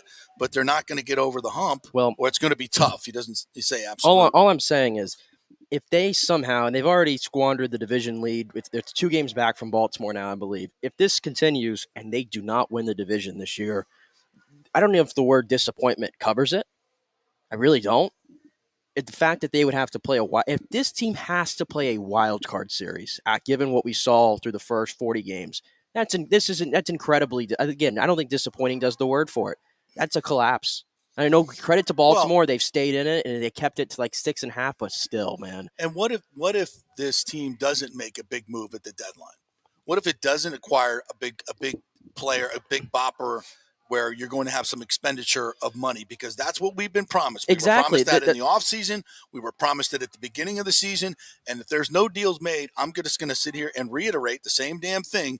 This ain't Neander. This is not the baseball people. This is Stu Sternberg nixing every deal in which he's got to pay anybody any money. And I'm here to tell you, Tyler Glass now ain't playing for this team next year, $25 million. I'll bet my last freaking dollar on that deal. Yeah. And people should be talking about this because you went out and spent your money. You know, they're averaging their attendance is up 30%. Payroll's down this year. So what are you going to do? You're going to go spend some money? You always promised to reinvest that money. Let's see it. Right now is the best time than ever to do it. You have a team that clearly it's leaking oil pretty fast, I think. Right. And I don't see where the reinforcements are coming at the moment. So you got to go outside the box, in my opinion, if you want to get back in this thing. Because the other teams have already set the tone for what they're going to do. That's right. Baltimore made a minor move, Fujinami, whatever, but that's not going to be the biggest move they make. No. We know they're going to be more from that. Texas has already went out, and you talk about they had a weakness. Guess what it was? Back into the bullpen. They addressed it pretty quickly before it became a bidding war towards the deadline. They said, no, we're going to jump out in front of it, and look at Chapman now. He threw a pitch the other day. It's like probably the nastiest pitch I've ever seen. Yeah. It's like 103 and it's going like this way. Like I don't get it. Richie P says, I can't do the Rays. I went to the game on Thursday and just couldn't do it anymore. I love Randy, but the rainbow throw just kills me. Yeah, you can't do it, bro. It just, and that was so indicative of where the Orioles are now and where the Rays are. It's like the Orioles will have supplanted the Rays in playing that kind of baseball, that focused, uber aggressive, take the extra base, and there the Rays are lollipopping throws and letting guys get to third base. I mean, right. It's awful. And about Fairbanks, Lonnie says, Pete's a good 7th, 8th inning guy, maybe for me. He's a closer. I'm not going to rip Pete Fairbanks pretty hard today. I'm just not. Well, he's been really, really good. The problem is year. we have to, if you want to get to the elite status and win a World Series, you have to have an elite closer, and we don't have it. He's good. He may be even very good, but he's not elite. He's not Chapman. He's not Batista. He's in the tier right beyond those guys. Okay, but don't get it done. What scares me about Fairbanks is last year what happened against. Let's not forget what happened last year in Cleveland. Yeah, play a little cold game, and all of a sudden, I mean, the guy played in like 55-degree weather against the Mets. I remember he's putting on like tube socks and like everything to make it to where he doesn't cramp or whatever. Mm-hmm. That scares me actually more than anything. You may have to go play in some cold weather in the postseason. And by the way, and also too, the fact of winning the division. Do you not want home field advantage? Because we can agree this team, when it's is playing really good baseball at home at the end of the day, whenever they're playing at their best. Right now, it doesn't seem to matter, but they play a lot better at home. And I see people all over Twitter and everything, which I know is a cesspool. I have to weed through it. People on Twitter are like, well, the goal is just to get in the thing, and it's a small variant sample size, all these buzzwords and everything. Since when did home field advantage not matter in the postseason? It matters. Do you want to play extra games? You want to play wild card teams? Because guess what? You know who a wild card team is right now that you probably would have to face? The freaking Astros. Yeah. You think I want to see those guys in a 3-game series? No. Come on. No, thank you. Come on. Thank you. We've already seen that. Lonnie says, I bought Rays merchandise, flew down to watch games and see them in Chicago too. I've been to 9 games this year. If they don't go for it, it's a middle finger to we the fans. Absolutely. 100%. They've promised this forever. And this is the year they have to do it. You know what? This reminds me too. And it will, and I'm saying that this team is not great. I don't think it's a great team right now. But you add 2 pieces to it. You add a lights-out closer and a big bat in the middle of this. Give a jolt. lineup. I just need a jolt. Yeah. I'm going under the it assumption. Makes everybody else better. That's what I'm saying. I'm going under the assumption you give a jolt, some new blood into the system.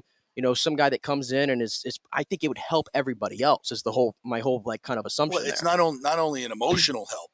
A lift for him, something different, but it's a tactical thing too. You're addressing a need. You don't have an elite closer. Go get one.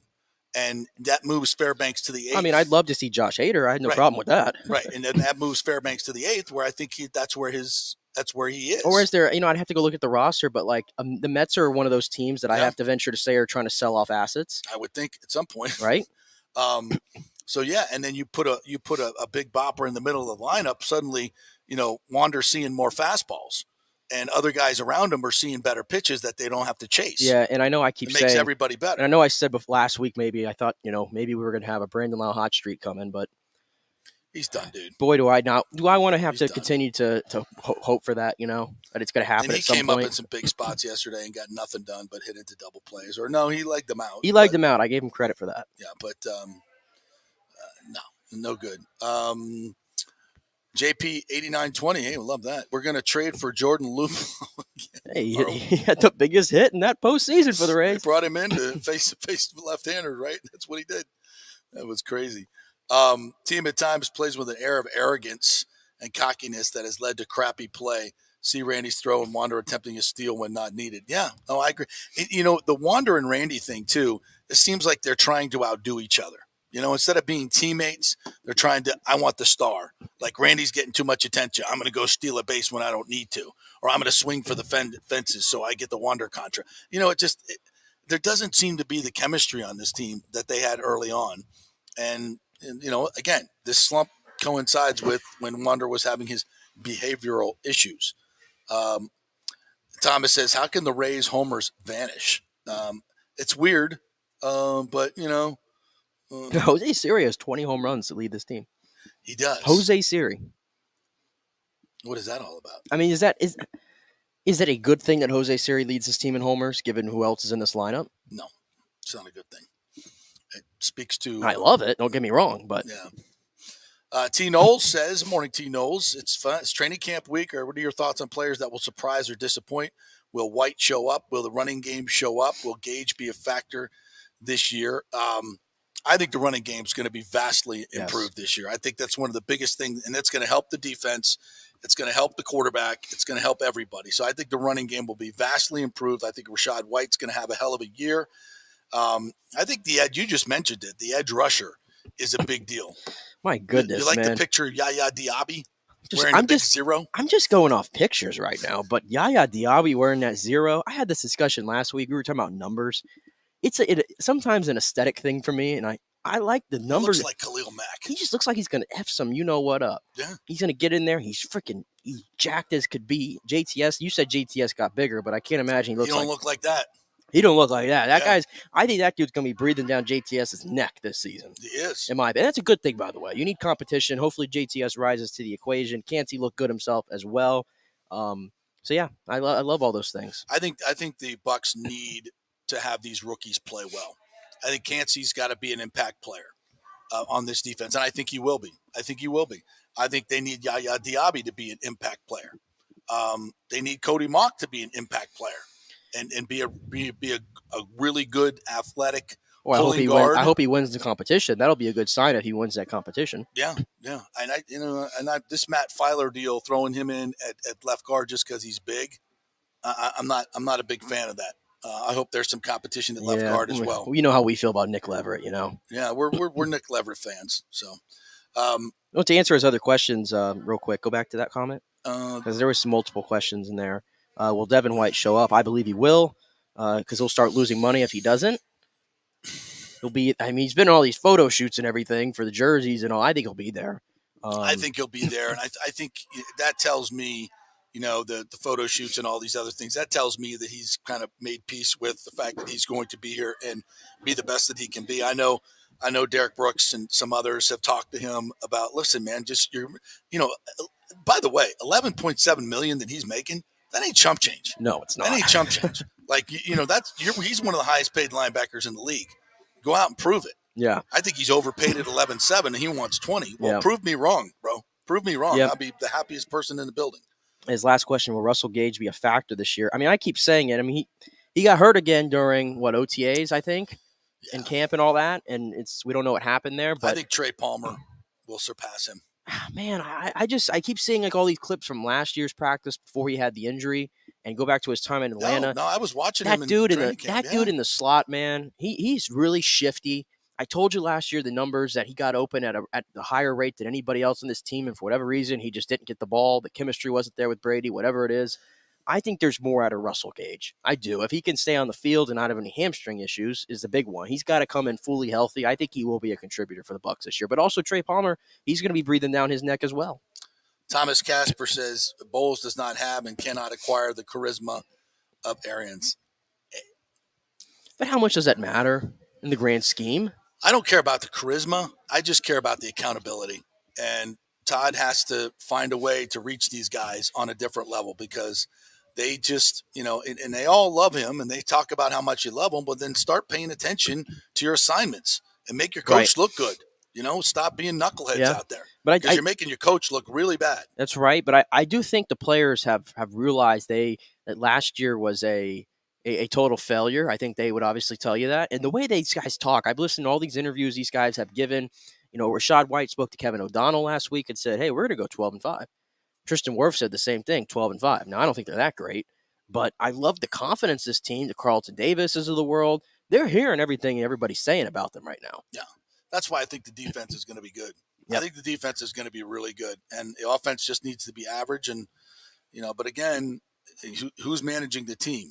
That's the and the game management. My best case scenario, it'd be cool if Baker had like think of like a Daniel Jones last year, right? Where you would say Daniel Jones he probably punched well above what he is last year. Is that fair? Oh God, yes. If Baker Mayfield gave me a Daniel Jones season, I would be over the moon happy with that. And Rashad White can be, over 1,000-yard rusher. I think you'll be okay. Yeah. That's my best case scenario right here. Barring, injuries on the offensive line, I think they can do that. Thomas says Arena Shake is a high-end MILF for Brady. High-end MILF. My question is this. Why does he have to go after his buddy's girlfriend, Ronaldo? Like, there's not enough fish in the sea for Tom Brady that he has to go hit on his buddy's girlfriend? That's so low to me. That's so low. Like, dude, come on. You're better than that. Well, maybe not. I knew you'd have these takes. No, it's like, back in the day when men were men, like, you didn't do that. You didn't, there was a man code. You didn't go after who was it? Ashley was showing me the other day. One of these billionaires. Kevin Costner's wife being seen with his best friend. His best friend now that he split with his wife. Now his best friend goes after his wife. That's such bullshit. Come on, man. And now Brady's doing the same thing. Why can't Brady date somebody who's not a star? Just maybe a regular girl, because he can't do it because it's going to hurt his image and his self image. That's below me. It's below me. I could not date a commoner. Oh no, of course not. I'm the GOAT. I could give a rip. I could give a rip about what he's doing. Mm-hmm. I'm just glad that and the whole thing with Kim, I guess is that fling over? Mm-hmm. We moved on from that. Well, according to Ashley, I'm just happy that he's not. She says it wasn't on TMZ. Okay. The Kim K thing, so it wasn't true. They have standards at TMZ, believe it or not. Well, I'm just happy he wasn't the Bucs quarterback and that was going on, because it could have been even a lot worse. That's why I got so concerned the other night. Ashley says she's been married and had a kid with Bradley Cooper since Ronaldo. Right.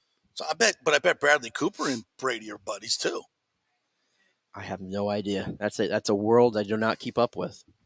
Yeah. I'm just happy, but to my point about Kim Kardashian, that's why I saw her. Yes, I saw her on Friday night. She was at Messi's debut, and I immediately went, "Oh my goodness, pray for Messi, because every time she shows up anywhere, chaos ensues. He's going to get injured. Something's going to happen. It's going to be funky." And of course, GOAT didn't let that happen, but no. And so Brady was supposedly there, but was not photographed. Yeah, I can't make sense of this. Like, they were going through like all the celebrities that were there, and it's like LeBron was there. We saw that he's hugging with Messi, which is cool to see. Serena's there. Mark Anthony was there. Some other big people, but they said Brady was there, but I don't have a photo of it though. Well, when he went to the Lightning game, the one time he went to the Lightning game, he said expressly, "I don't want to be on the Jumbotron. I don't want to be photographed. I don't want anybody to know I'm here." Yeah, but I just thought, if you're there to see Messi, you thought there'd be like a photo, a video, something of him like interacting, but there was nothing. I would think. Intern Nick, you can pick up still have a microphone there, my friend, if you want to pick up and ask a question. Yeah, go right ahead. There you go. Right ahead. So I was wondering, what do you guys think of Elon Musk saying Twitter is going to rebrand to X? Could care less. Call it whatever you want. Where I'm on the platform, just want to get my tweets out and people to see them. Stop shadow banning me, bitch. So I'd say that. I'm starting to hate this dude. Who, Elon? Yes. I will forever be in his debt because of all the information he gave us to expose the fact that big tech and these so-called national security experts lied to the American public about the Hunter Biden laptop. I don't care where you are on the political spectrum, folks. Censorship has no place in America. And and people who are trying to censor and hide things, I would not put a lot of faith in them acting in your best interest, because they're trying to hide the most critical information from you. So I would be very dubious about their motives. So I will forever be in his debt for him exposing all this bullshit that we knew was going on, but people were like, "Oh, that's not happening." Yeah, it was. Like every other conspiracy theory now, I think we're 16-0 with all the conspiracy theories now. That of course said no, that was no way that's happening in COVID. No way. It's all been proven true. And if not for Elon Musk, we wouldn't know about it. So I'll give him an attaboy for that. I know you think the platform has become quite clunky. I think I know. It's very close. You just told me this morning you couldn't even send a tweet out on your own account. Yeah, but again, and I'm not happy with that. But I will forever be in his debt for something far more meaningful. My whole problem, far more meaningful than the fact you can't send out a tweet or you get.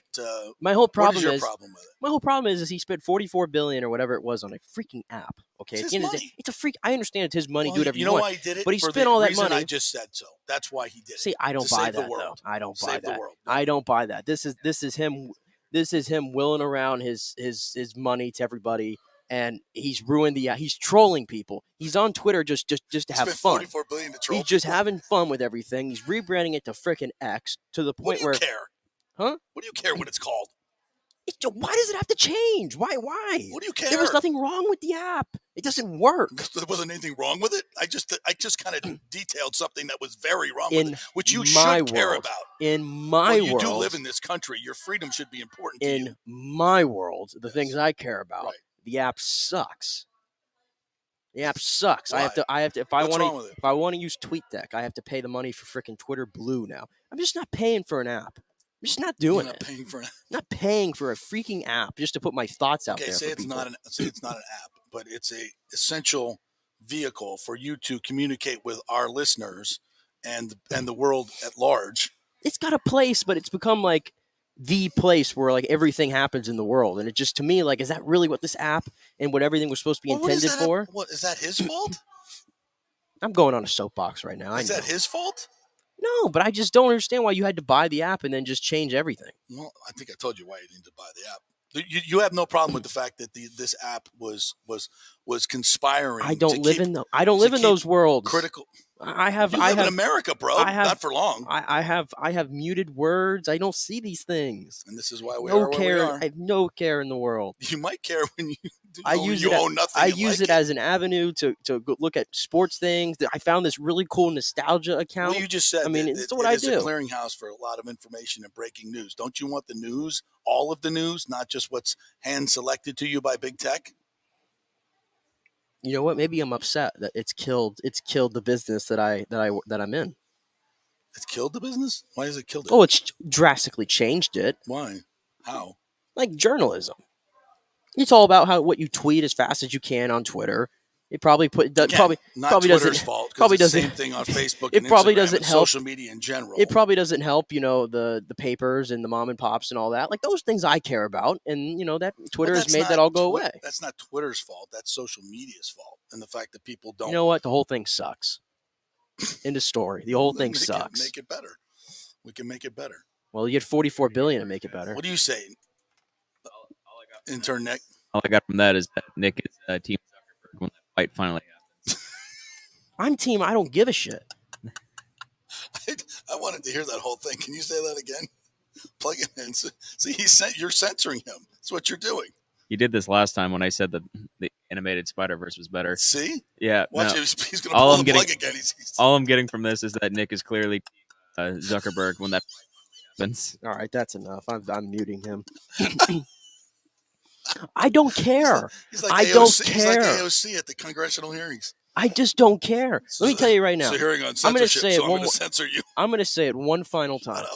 I don't care who's running the country. I don't care who's in Congress. That's why I don't care who runs the app. I don't care. All right. Talk to me in 2 years. I live on this earth for family reasons, to watch my sports. That's it. Your sports went away. And I'm doing okay. They took your sports away. I'm doing okay. Remember that? Yeah, and I was struggling with life at those first couple months. It's going to happen again. All right, Richie, because you don't care. That's why it's going to happen again. I'm with you, JP. Cansey is the guy I feel needs to step up in training camp for this defense to turn the corner. I just think about this. Think about this for a second. I know that, Shaq Barrett notwithstanding, and who's not on the Shaq Barrett train here for him to return to form? It's going to be tough. Those Achilles injuries are tough, but and he doesn't have, it's not been a long time. I mean, those injuries sometimes take 16 months. Yeah, it's usually the year after you come back. But Cansey is going to help the outside pass rush. And, pass rush is you have to look at it from 40,000 feet. It's not like, we don't have an elite edge rusher. Well, I would agree with that unless Shaq can get back at that. But if you have an elite inside linebacker pressuring, which is definitely the one thing he does really, really well when he doesn't overrun the quarterback, but at least he runs him into somebody else, he brings that quick pressure. He's so good at that. So you have that. If Cansey can be that get-off guy that's creating havoc a la Aaron Donald, and I know it's not going to be at that level, but just at some point of that he can be that get-off guy that's creating havoc between those that guard tackle gap, that's going to really affect the outside rushers and give them a much clearer path one-on-one so it helps your overall pass rush. And I think also in disrupting the run games, because, offensive lines now in these multiple offenses that like the Bucs are finally going to run, there's a lot of movement on the offensive line. There's a lot of pulling. There's, a lot of different, and that opens up seams. And if you have guys that are quick to exploit that, you get that penetration, and it screws up the run game. So Cansey can help you in the run game. He can help you in the pass rush game. And if he's the player we think he is, that's going to be a big, big advantage to the pass rush. Not just because, and I know people are like, where's the outside rush? Well, hopefully that will help it. And it may be Yaya Diaby, that creates that as well. I just think as a whole, and you got to remember this, I think Bowles is going to go back to a much more high pressure system, because if you're going to pay your corners that much money, and listen, they tend not to catch the ball. I get it. But at least if you're covering guys, if you got two guys taking up those outside guys, that gives you a lot of other guys to play with in the pass rush. Antoine Winfield, him back to center field gives you a little bit of help back there. That whole combination to me can be lethal. And that's when Bowles is at his best. So I hope that the defense can get back to that. All right. What else we got? Anything else we want to hear? Just Thomas talking about Brady. I agree. Thomas, this is why Brady's dating her. 22.4 million followers on Instagram. Boy, that TB12 naked, your TB12 underwear campaign's going to take off. I was about to say, he did pop me here with Brady 14 million. She's moving overpriced underwear for Brady. That did pop me a little bit, I will say. He's no dummy. And I don't need to. So you're saying it's not love? You're saying it's not love? It's not true love? I don't know. I listen. I don't know what it's like to be some of the most identifiable people on the planet. I don't know what they do. I bet Brady uses a matchmaking service. Oh, really? You think he needs an elite matchmaking service? Yeah. I just don't get it. Like, how do these people know they're going to be in the same area at the same time? Like, I don't understand. They're agents. They're agents and they're This is a world again that I just stay away from. I don't read TMZ. I sure as hell don't read the Daily Mail. That's why we have Ashley. She's our TMZ I correspondent. Guess. So we'll get her on the show tomorrow to straighten all this stuff out, and we'll talk about. I might have to take a bathroom break. Wow. Well, at least she's not going into a sauna at 200 degrees. Spending your money. Oh, please don't get me started. All right, we'll take a break. We're coming back with with JC Allen on the other side. And we're going to talk some more Buccaneer football as training camp has begun. The rookies are in. They're showering as we speak. It's very important. We'll be covering it all as we go through the day. We're brought to you by Italiano Insurance, who just saved me $1,000 on my yearly premium for my auto insurance because those other jerks jacked up my rates. But I called them, and what did they do? They shopped it all around. They came up with another company that was glad to give me a much better price. And here I am talking to you, saving $1,000. And they can do that with all your insurance needs, whether it be your home insurance, your auto insurance. They'll shop it and probably save you a ton of money. So give them a call, 813-877-7799, and tell them JP sent you. Just do it while you're driving around there, 813-877-7799. Back in 3.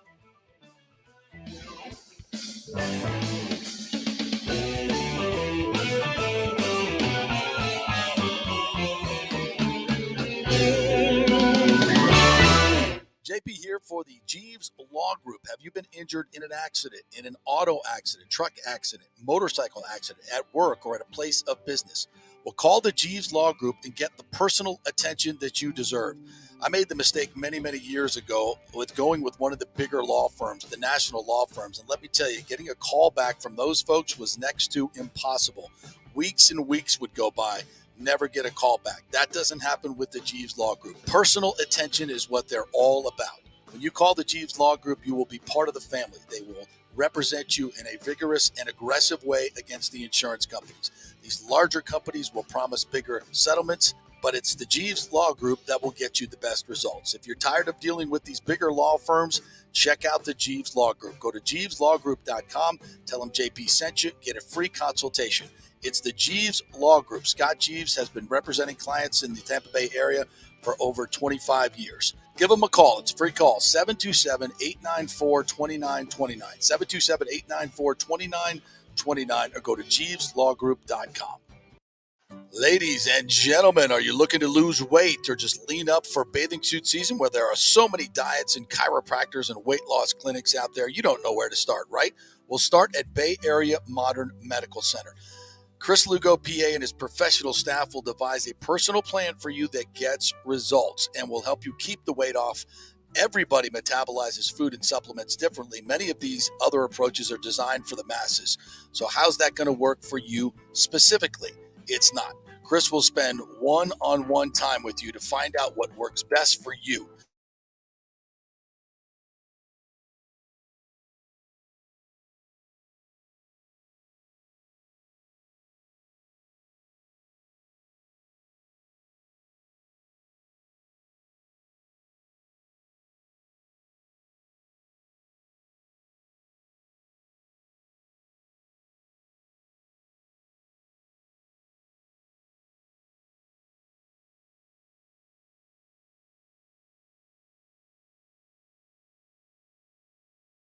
Plus tradition of giving amazing customer service and giving back to the community through their impact drive for needy students and their support of the. But it's the customer service that sets them apart. They can shop all your insurance needs and save you big time money. Don't hop on the internet and waste time looking at some bogus reviews. Talk to knowledgeable agents and not some voice-generated robot. These are confusing times for homeowners, and Italiano's team of experienced professionals can provide the right coverage for every situation: home, auto, business, life. It's Italiano for all the pieces of your life. Call 813-877-7799 or go to italianoinsurance.com. Pure sports. JP is back on. Welcome back. FanStream Sports. All right, welcome back to the JP Peterson Show, brought to you by the great folks, the Gold and Diamond Source. Getting engaged?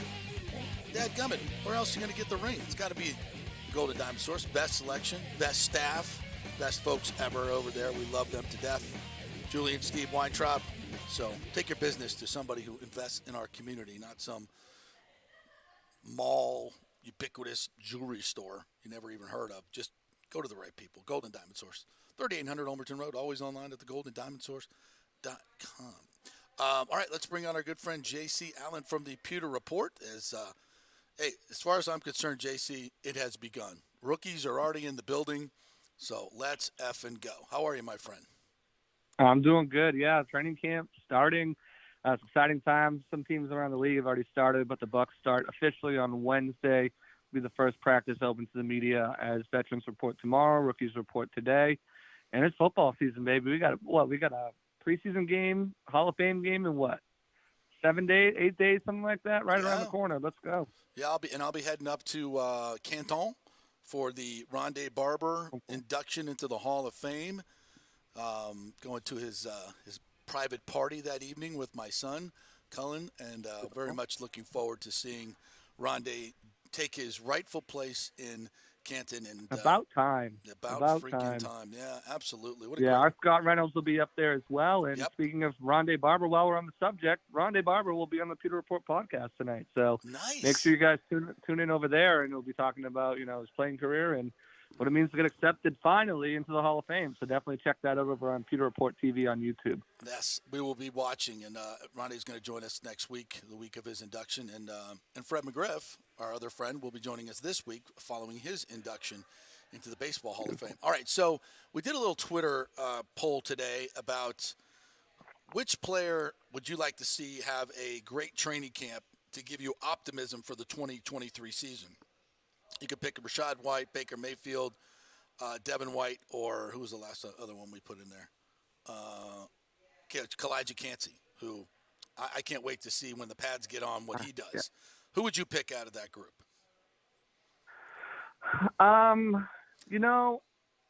feel like Rashad White's ready to hit the ground running. I feel like Devin White knows what's at stake, whether it's payday here or payday somewhere else. So I can see him improving. I'm between Kalijah Cansey and Baker Mayfield. The real one, though, is not even on your list here. I'd have to go out of that group. Probably Baker Mayfield. I think he's the winner so far of this battle. If I had to put money on it, I'd say Baker, as long as he doesn't stink up the joint. But what I really want to see is that offensive line. I want to see Cody Mock coming in, taking over that right guard position from Shaq Mason. I want to see Luke Getty and how he handles that starting position there at right tackle. Those are the guys who I need to see have a really strong training camp to feel the most optimistic about going in. Cause it starts with the offensive line. You can't block. Rashad can't get open. He can't hit those holes. Baker doesn't have time to throw. I think they have enough talent on the defensive line if Cansey struggles early on. I really like what I've seen out of Servassier Dennis as a potential heir apparent to Devin White or Levante if one or either of them leave. So, Baker Mayfield out of that option obviously needs to have a strong training camp to solidify that quarterback job. But those guys in the offensive line, I really want to see them have strong camps to make me feel comfortable about the offensive line going into the season. And another rookie that I've kind of latched onto here, I'm really excited to see is the Yaya Diaby. Now I'm really just basing that off. I was telling JP last segment is the Bucs put out these like little photo shoots, and he's wearing the number 0, and I just feel like when you put the number 0 on, you just look like a bad mother trucker. And especially look at his the 18-inch arms don't hurt. Yeah, I was gonna get to that. The arms and everything, and I'm just like, okay, I've heard JTS is bulked up, but I don't think he looks like that, and I know there's more to it, but I'm really excited to see how he fares. Is that a guy you think sooner rather than later he'll be breathing down JTS's neck for playing time this season? Well, I think that's another guy, I think, you look at the offensive line, but JTS is another guy. I need to see a strong training camp to feel optimistic about him. You talk about him and Yaya Diaby, Shaq's probably going to start the preseason and training camp on the PUP list as he works his way back from that Achilles, aiming for a week 1 return. But Yaya Diaby is going to have plenty of opportunities. It's obviously going to be Anthony Nelson and Joe Tryon-Shrink are lining up with that first team, but he'll get rotations and he'll get that, top crack at that second team lineup. So, him and JTS, now they look like a couple action figures. They are just bulked up guys. So, strong training camp by him. Obviously, he was a late bloomer. The production he had last season was crazy. The speed of the guy, the strength, the build. You definitely want to see him really kind of take a giant, leap from rookie minicamp, OTAs, mandatory minicamp. And, from you look at the guy's Instagram feed, he took a brief vacation, but he's been working ever since. So I'm excited to see him, see what he can do. I'm excited to see a lot of these rookies. I think the Bucs, when they drafted this draft class, and even the undrafted guys, they put a strong onus on character and work ethic. These guys are workers. That's what they do. They're not coming in relying on any talent they have. They're going to put in the work. So, this rookie class, I'm really excited to see once the pads come on, especially because they did take a good wealth of, trench players, whether it's offense, defensive line, edge players, linebackers who, really until the pads come on, you can't really see them get their nose dirty. I'm excited to see this group and how they perform. J.C. Allen joining us here. I agree with you, especially when you mentioned Luke Gedeke and Cody Mock. I think, those guys, and I'll even go at, Nick Filer, this whole idea that he's already won the job at left guard because he's a big guy. I hope there's legitimate competition on this offensive line because I think there needs to be, right? I mean, Robert Hainsey played well last year. And if he's sitting on the bench, I don't know if you have the best five out there. I think Hainsey should get a look at right tackle. That's where he played in college. And why are we so set on the fact that Luke Gedeke, what has he proven that he's automatically going to be the right tackle? I hope there's some competition there. And where is that competition? Do they want to keep Hainsey just inside? And why isn't Hainsey a starting guard in this league? So I think I want to see some real competition on the offensive line, and I think there's some other guys that could jump out there. What do you think? Yeah, I think with the offensive line, it's one of the groups that needs to have the most continuity. They need to feel what each other's going to do, know what each other's going to think.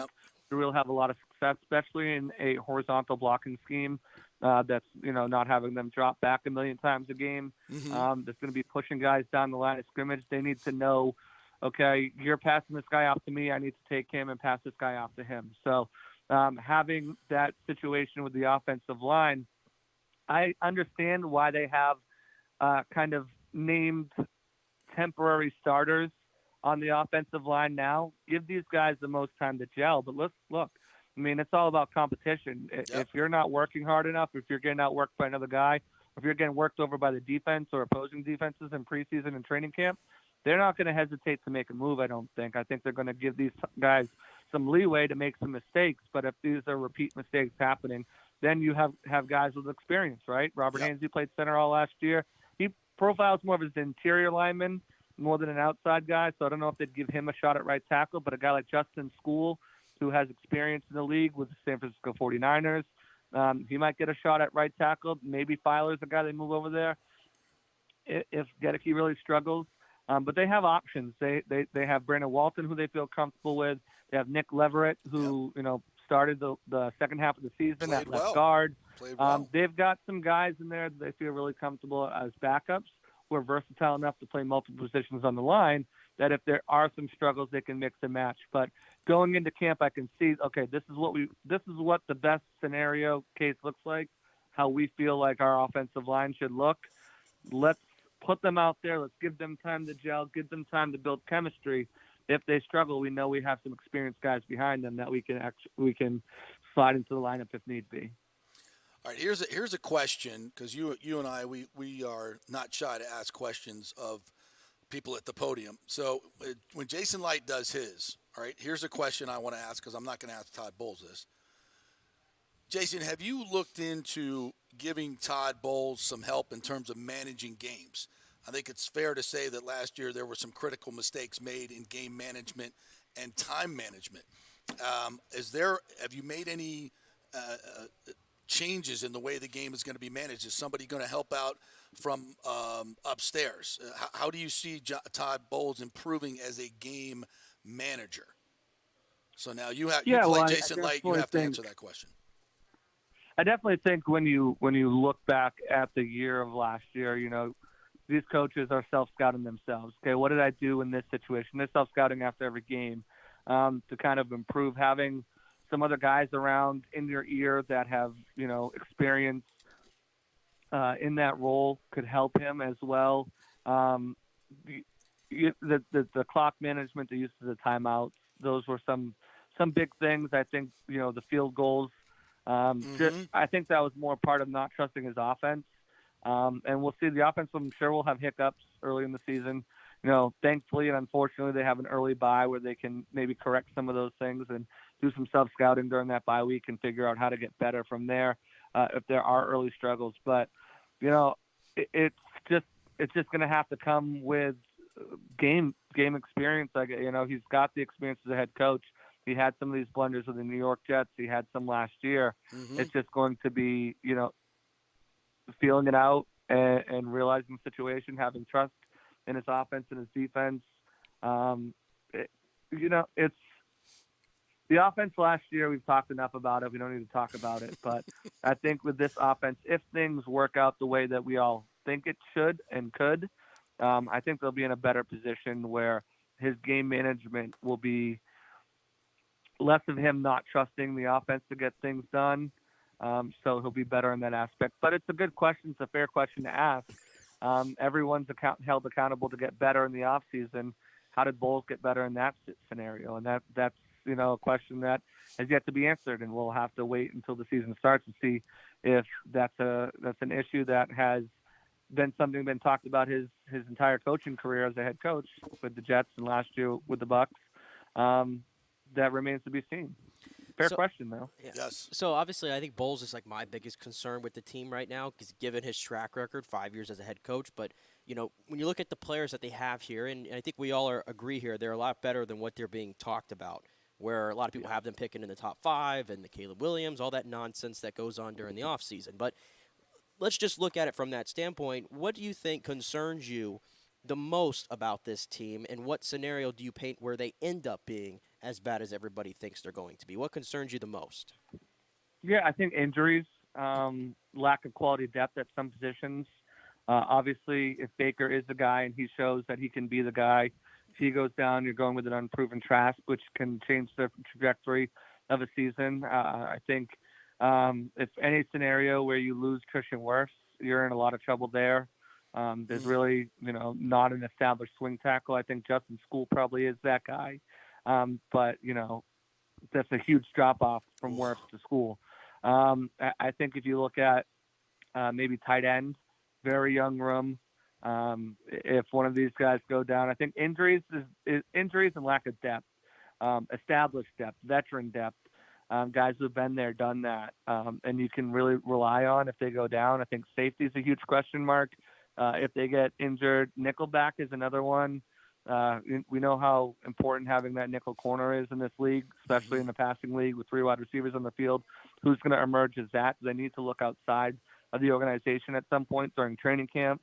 So for me, I think there's enough talent on this team. I think the division's bad enough. I think the NFC as a whole is bad enough where the Bucs team can be vying for a playoff shot and a legitimate, maybe even a first-round upset.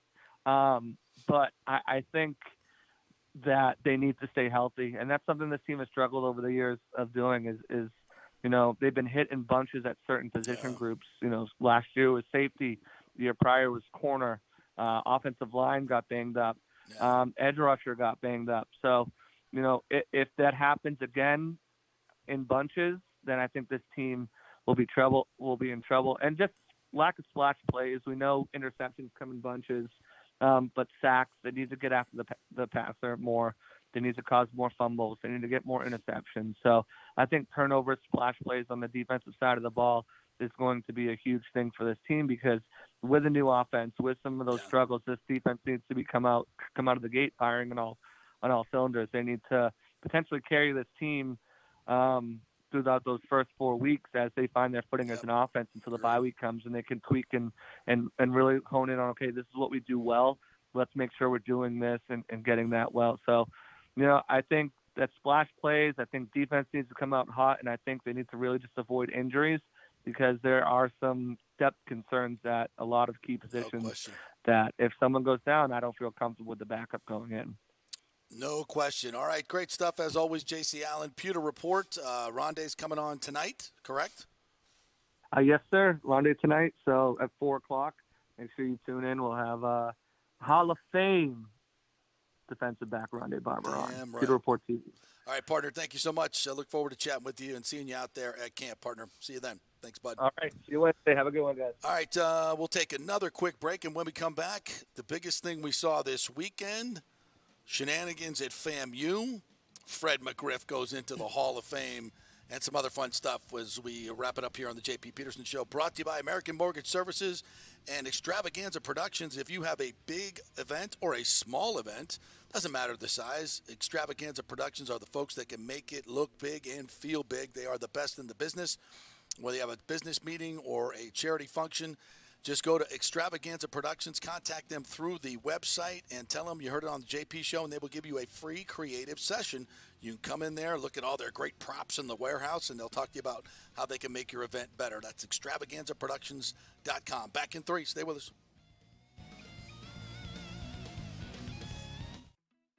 Guys, are you experiencing those feelings of getting older, lower sex drive, fatigue, hot flashes, moodiness, or you just don't feel like you had the vitality you once had?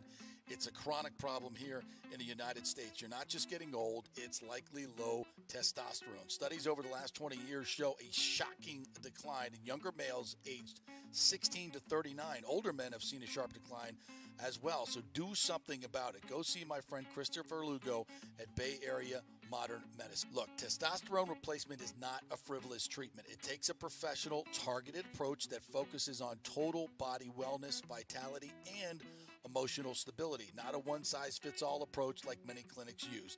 They will monitor your blood work and adjust your treatment as needed for optimal results. Folks, I've been on testosterone therapy for over 6 years, and it is a life changer. You will feel and look better than you did 10 years ago. Give them a call at 844-977-3477 or go to BAMMC.com.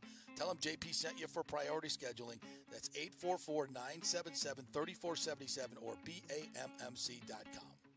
Hey, JP here for Extravaganza Productions Incorporated, EPI. You've probably seen their purple logo at so many events that you've gone to. They are based in Tampa. And for over 33 years, they've been creating and producing conferences, meetings, and special events, the biggest to the smallest. Solid reputation of delivering the best audio-visual, sound, lighting, entertainment, video production, and decor on time and on budget. I've worked with them with so many big events. The Warrior Games, which was an Olympic-style event all over Tampa Bay, from McDill to the Convention Center to USF. They did it flawlessly, made it look big and fantastic.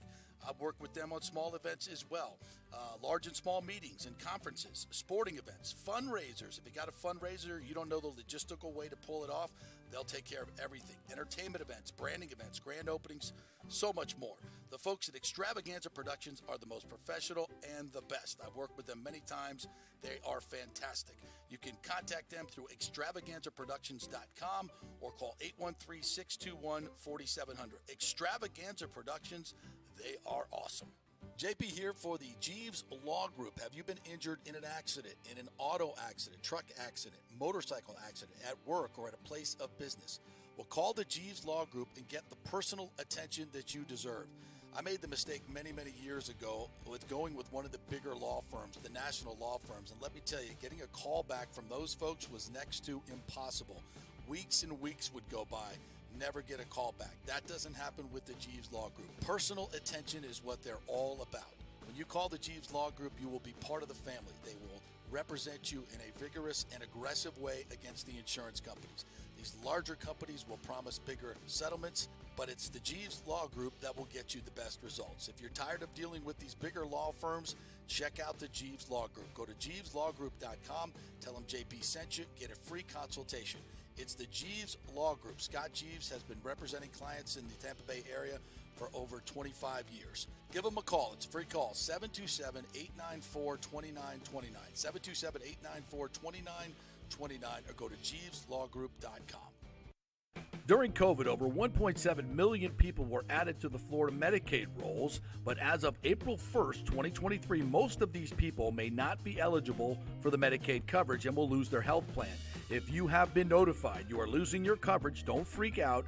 It's very likely you can apply for a federal subsidy under the Affordable Care Act. Just call 877-652-0244.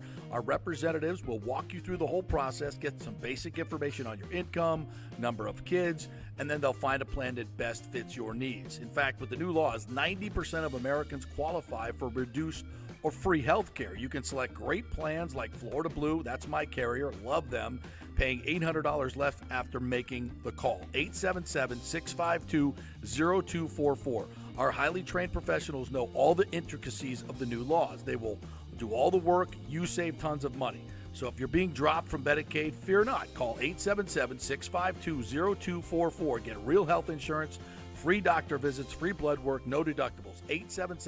877-652-0244. Pure sports. JP is back on. Welcome back. FanStream Sports. Here it is. Messi! Could it have been any other way? Magnificent!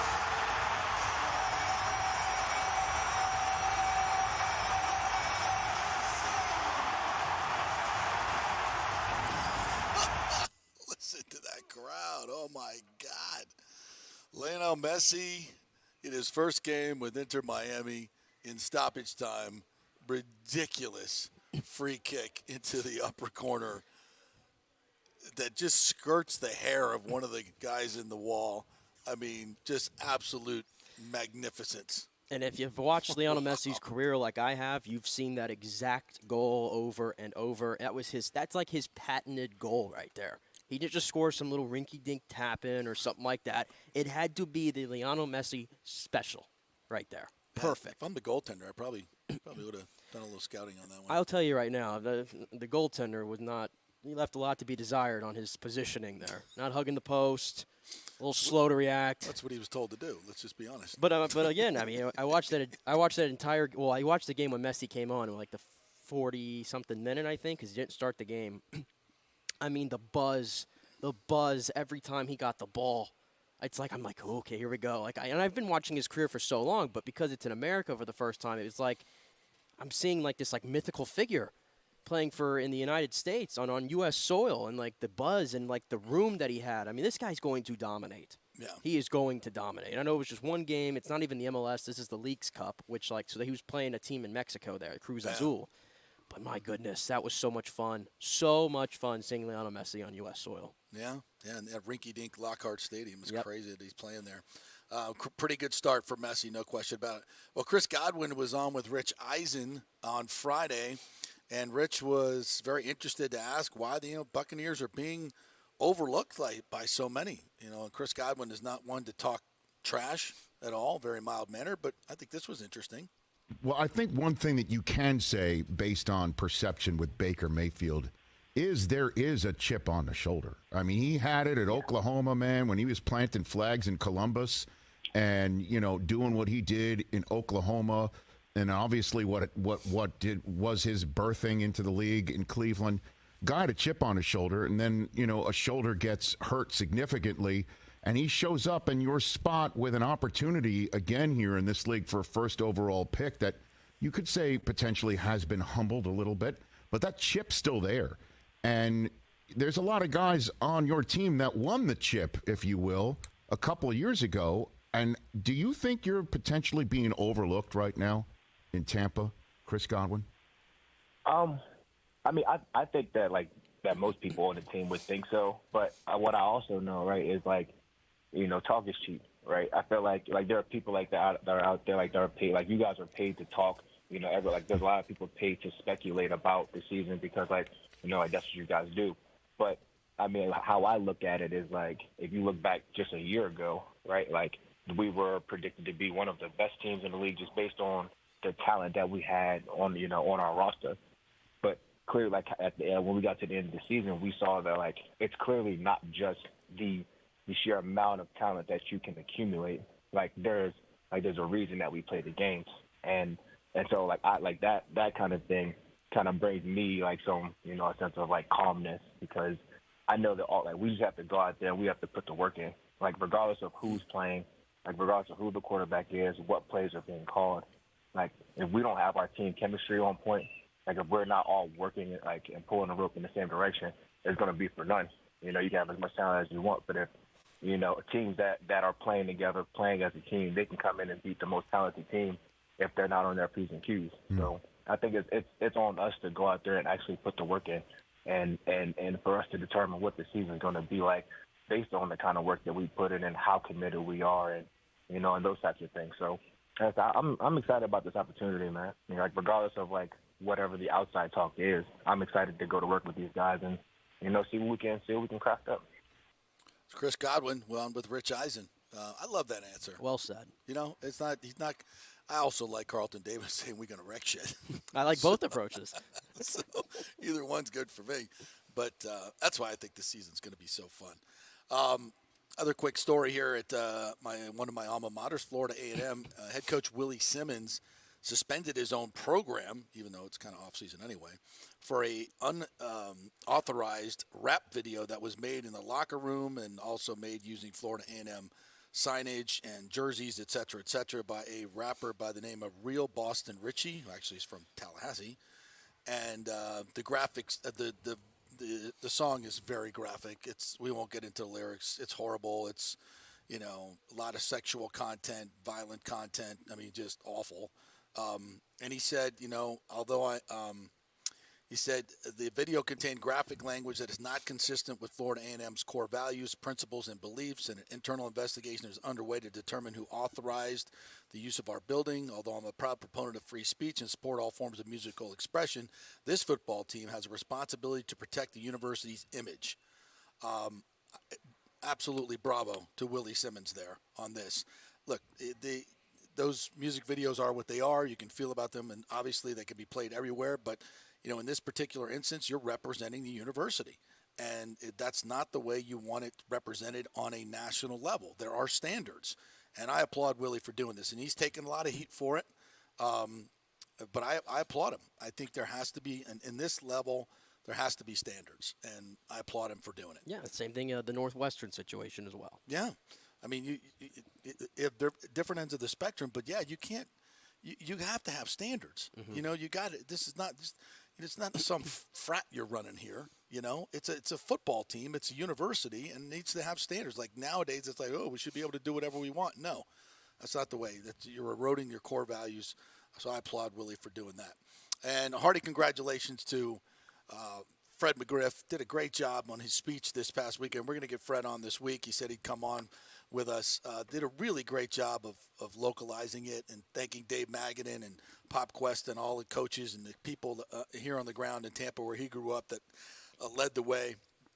Fantastic job. And what a great, talk about a great representative of your area. That's Fred McGriff. Absolutely love that man. And he certainly represented Tampa Bay very well and the Rays, who sent a nice contingent up there. I thought that was really nice as well.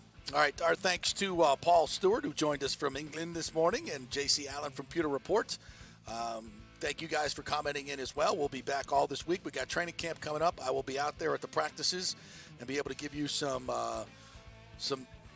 bird's eye view of what exactly is happening out there, and we'll have a lot more on that as we go through it. Have a great day, everybody. We'll talk to you tomorrow.